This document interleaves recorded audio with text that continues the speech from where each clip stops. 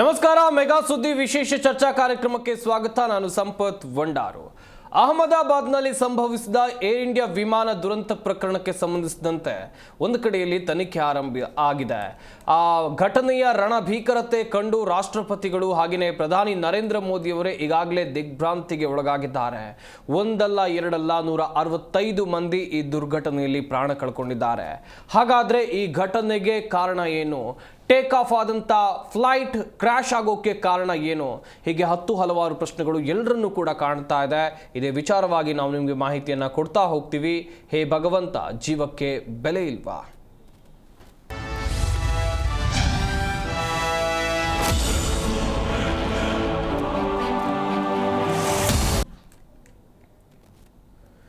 ಒಂದಲ್ಲ ಎರಡಲ್ಲ ನಿನ್ನೆಯ ದುರಂತದಲ್ಲಿ ಸಾವನ್ನಪ್ಪಿದ್ದು 265 ಮಂದಿ.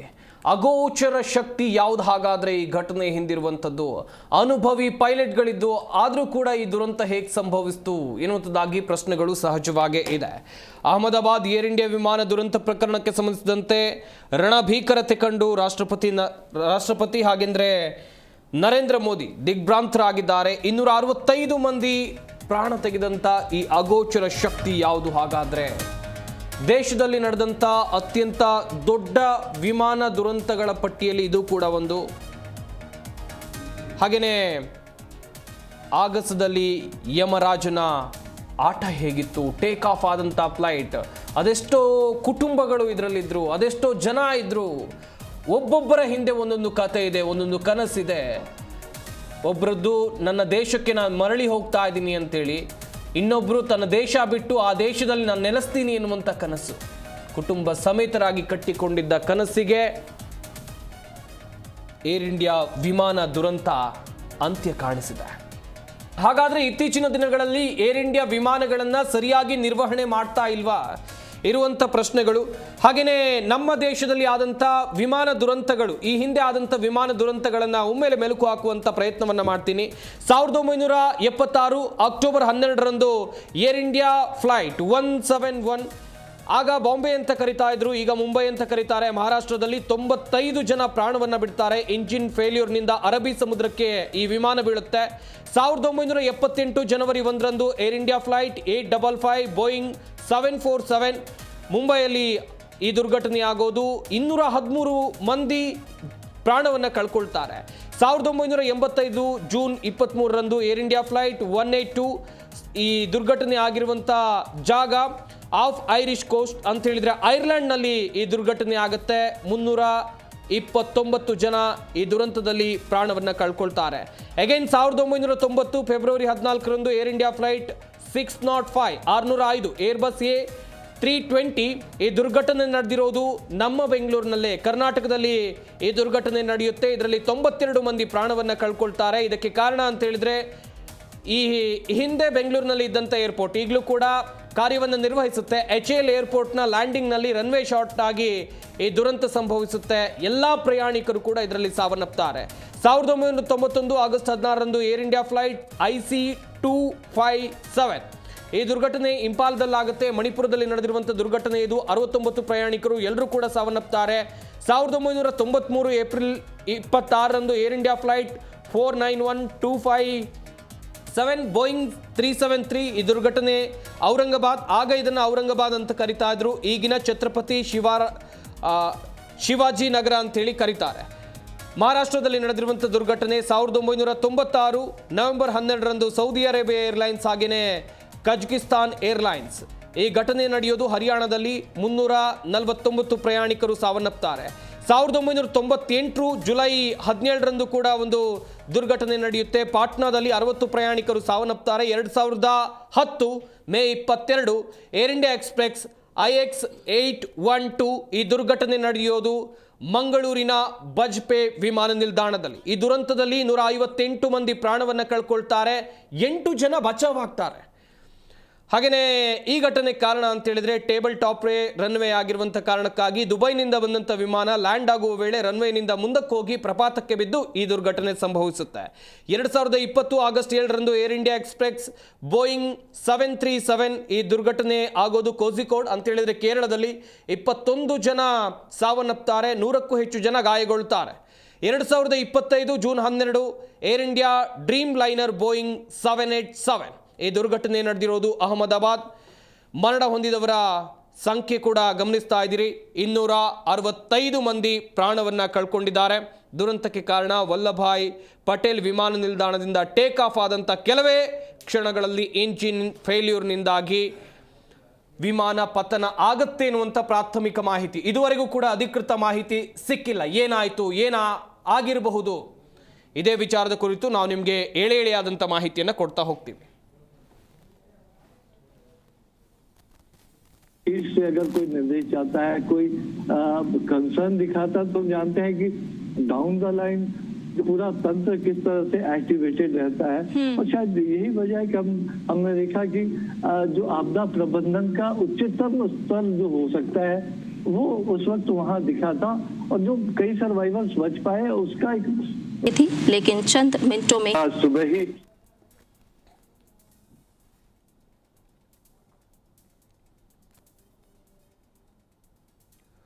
ನಿಜಕ್ಕೂ ದೇಶ ಕಂಡಂತ ಅತ್ಯಂತ ದೊಡ್ಡ ದುರಂತಗಳ ಪಟ್ಟಿಯಲ್ಲಿ ಅಹಮದಾಬಾದ್ನಲ್ಲಿ ನಡೆದಿರುವಂಥ ಏರ್ ಇಂಡಿಯಾ ದುರಂತ ಕೂಡ ಒಂದು. ಇಡೀ ದೇಶವೇ ಕಂಬನಿ ಮಿಡಿತಾ ಇದೆ. ಸಾವಿರಾರು ಕನಸುಗಳನ್ನು ಹೊತ್ತು ಗಗನಕ್ಕೆ ಹಾರಿದವರು ಈ ರೀತಿಯಾಗಿ ಅಂತ್ಯ ಕಾಣ್ತಾರೆ ಅಂತೇಳಿ ಯಾರೂ ಕೂಡ ಕನಸು ಮನಸ್ಸಿನಲ್ಲೂ ಎಣಿಸಿರಲಿಲ್ಲ. ಹಾಗಾದರೆ ಈ ದುರಂತಕ್ಕೆ ಕಾರಣ ಏನು? ಘಟನೆಗೆ ಕಾರಣ ಹುಡುಕುವಂಥ ಕೆಲಸ ಆಗ್ತಾ ಇದೆ. ಒಂದೊಂದು ರೀತಿಯಲ್ಲಿ ಒಂದೊಂದು ಅರ್ಥಗಳು ಅಥವಾ ಚರ್ಚೆಗಳು ನಡೀತಾ ಇರುವಂಥದ್ದು ಈ ಸಂದರ್ಭದಲ್ಲಿ. ಆದರೆ ನೈಜ ಕಾರಣ ಇನ್ನಷ್ಟೇ ಗೊತ್ತಾಗಬೇಕಿದೆ. ಆದರೆ ಟೆಕ್ನಿಕಲ್ ಎರರ್ಗಳು ಆದಂಥ ಸಂದರ್ಭದಲ್ಲಿ ವಿಮಾನ ಪೈಲಟ್ಗಳಾಗಿರ್ಬೋದು ಎದುರಿಸುವಂಥ ಸಮಸ್ಯೆ, ವಿಮಾನ ಏನಾಗಬಹುದು ಮುಂದಿನ ಹಂತದಲ್ಲಿ, ಇದೇ ವಿಚಾರದ ಕುರಿತು ನಾವು ನಿಮಗೆ ಮಾಹಿತಿಯನ್ನು ಕೊಡ್ತಾ ಹೋಗ್ತೀವಿ. ನಮ್ಮ ಸ್ಟುಡಿಯೋದಲ್ಲಿ ಅತಿಥಿಗಳು ಕೂಡ ಜಾಯ್ನ್ ಆಗಿದ್ದಾರೆ, ಅವ್ರನ್ನು ಕೂಡ ಈ ಕಾರ್ಯಕ್ರಮಕ್ಕೆ ಬರಮಾಡ್ಕೊಳ್ತಾ ಹೋಗ್ತೀನಿ. ಮೊದಲನೇದಾಗಿ ನಿವೃತ್ತ ಸೇನಾಧಿಕಾರಿಯಾಗಿರುವಂಥ ಕರ್ನಲ್ ವೆಂಕಟೇಶ್ ಅವರು ನಮ್ಮ ಈ ಕಾರ್ಯಕ್ರಮದಲ್ಲಿದ್ದಾರೆ. ಸರ್ ನಮಸ್ಕಾರ, ಕಾರ್ಯಕ್ರಮಕ್ಕೆ ಸ್ವಾಗತ. ಹಾಗೆಯೇ ಇಸ್ರೋ ವಿಜ್ಞಾನಿಯಾಗಿರುವಂಥ ರಾಜಶೇಖರ ಕೃಷ್ಣನ್ ಅವರು ನಮ್ಮ ಈ ಕಾರ್ಯಕ್ರಮದಲ್ಲಿದ್ದಾರೆ. ಸರ್ ನಮಸ್ಕಾರ, ಕಾರ್ಯಕ್ರಮಕ್ಕೆ ಸ್ವಾಗತ. ರಾಜಶೇಖರನ್ ಕೃಷ್ಣನ್ ಅವರೇ, ನಿಜಕ್ಕೂ ಕೂಡ ಒಂದಷ್ಟು ಗೊಂದಲಗಳು ಸರ್ವೇ ಸಾಮಾನ್ಯವಾಗಿ ಇರುವಂಥದ್ದು. ನಿನ್ನೆ ಅಹಮದಾಬಾದ್ನಿಂದ ಟೇಕ್ ಆಫ್ ಆದಂಥ ಫ್ಲೈಟ್ನಲ್ಲಿ ಏನು ಸಮಸ್ಯೆ ಆಗಿರ್ಬೋದು ಸರ್? ಆ್ಯಕ್ಚುಲಿ ಪ್ರಿಲಿಮಿನರಿ ತನಿಖೆ ನೋಡಿದ್ರೆ 2 ಇಂಜಿನ್ ಫೇಲ್ ಆಗಿದೆ ಅಂತ ಹೇಳ್ತಾ ಇದ್ದಾರೆ. ಓಕೆ, 2 ಇಂಜಿನ್ ಫೇಲ್ ಆಗಿ ಮೇಡೆಗೆ ಕಾಲ್ ಕೊಟ್ಟಿದ್ದಾರೆ. ಮೇಡೆ ಅಂದರೆ ಅದೊಂಥರ ಎಲ್ಪ್ ಕೊಡೋಂಥ ಇದು. ಮೇಡೆಗೆ ಕಾಲ್ ಕೊಟ್ಟಿದ್ದಾರೆ. ಕಾಲ್ ಕೊಟ್ಟಾಗ ಅವರಿಗೆ ಏನು ಮಾಡಲಿಕ್ಕೆ ಆಗಿಲ್ಲ, ವಿಂಗ್ಸ್ ಓಪನ್ ಆಗಲಿಲ್ಲ ಅಂತ ಹೇಳ್ತಾ ಇದ್ದಾರೆ. ಸೊ ಅದರಿಂದ ಅವರಿಗೆ ಏನು ಮಾಡೋಕ್ಕಾಗದೆ it has crashed. So that majorly 2 engines failure ಅಂತ ಒಂದು ಇನ್ಫಾರ್ಮೇಷನ್ ಇರೋದು. ಇನ್ನು ಬ್ಲ್ಯಾಕ್ ಬಾಕ್ಸ್ ಸದ್ಯಕ್ಕೆ ಒಂದೇ ಒಂದು ಬ್ಲ್ಯಾಕ್ ಬಾಕ್ಸ್ ಏನೋ ಓಪನ್ ಆಗಿದೆ ಅಂತ ಕಾಣಿಸುತ್ತೆ. ಕಂಪ್ಲೀಟ್ ಇನ್ಫಾರ್ಮೇಷನ್ ಇಲ್ಲ, ಬಟ್ ಇನಿಷಿಯಲ್ ಇನ್ಫಾರ್ಮೇಷನ್ ಇರೋದು 2 ಇಂಜಿನ್ಸ್ ಫೇಲ್ಯೂರ್ ಆಗಿದೆ ಅಂತ. So this is what is the understanding what we have got ಅಂತ ಅನ್ಸುತ್ತೆ. ಬಟ್ ಸರ್, ಟೇಕ್ ಆಫ್ ಆಗಿದ್ದು ಕೇವಲ 1 ನಿಮಿಷ ಮುಂಚಿತವಾಗಿ 60 ಸೆಕೆಂಡ್ಸಲ್ಲಿ 60 ಸೆಕೆಂಡ್ಸಲ್ಲಿ ಡಿಸಾಸ್ಟರ್ ಆಗಿರೋದು. ನೀವು ಬಹುಶಃ ವಿಡಿಯೋ ನೋಡಿರ್ಬೋದು. ಟೇಕ್ ಆಫ್ ಹಾಗೆ ಅದಷ್ಟೇ ಕುಸಿದಿದೆ. ಯಾವುದು ಕಂಟ್ರೋಲ್ ಸಿಕ್ಕಲಿಲ್ಲ ಅವ್ರಿಗೆ. If you look at that, the take off ಹಿಂಗಾಗಿ ಅದಷ್ಟೇ ಕುಸಿದಿರೋದ್ರಿಂದ ಅವ್ರಿಗೆ ಕಂಟ್ರೋಲ್ ಇಲ್ಲ ಅಂತ ಆಯ್ತು. ಅಲ್ಲಿಗೆ ಯಾವುದೇ ರೀತಿ ಕಂಟ್ರೋಲ್ ಇಲ್ಲದೆ ಇರೋದ್ರಿಂದ ಪೈಲಟ್ಸ್ ಆರ್ ಎಕ್ಸ್ಪರ್ಟ್ ಪೈಲಟ್ಸ್ ಇದ್ದಿದ್ದು. One of the major pilot is expert pilot ಇದ್ದು. ಅರೌಂಡ್ 8,000 ಅವರ್ಸ್ ಏನೋ ಅವರು ಫ್ಲೈ ಮಾಡಿದ್ದಾರೆ ಅನ್ಸುತ್ತೆ. ಇನ್ನೊಬ್ಬರು ಅವರು ಸಹ ಪೈಲಟ್ ಬಂದು ಅಬೌಟ್ 1,400 ಅವರ್ಸ್ ಏನೋ ಫ್ಲೈ ಮಾಡಿದ್ದಾರೆ ಅನ್ಸುತ್ತೆ. Is from Mangaluru, Karnataka. ಅವರು is also 1,400 is not a small hours, but ಆದ್ರೂ it was not in their control. ಹಂಗಾಗಿ that's what according to the preliminary information. But still it has to be ಇದಾಗಬೇಕಾಗುತ್ತೆ. Yes sir.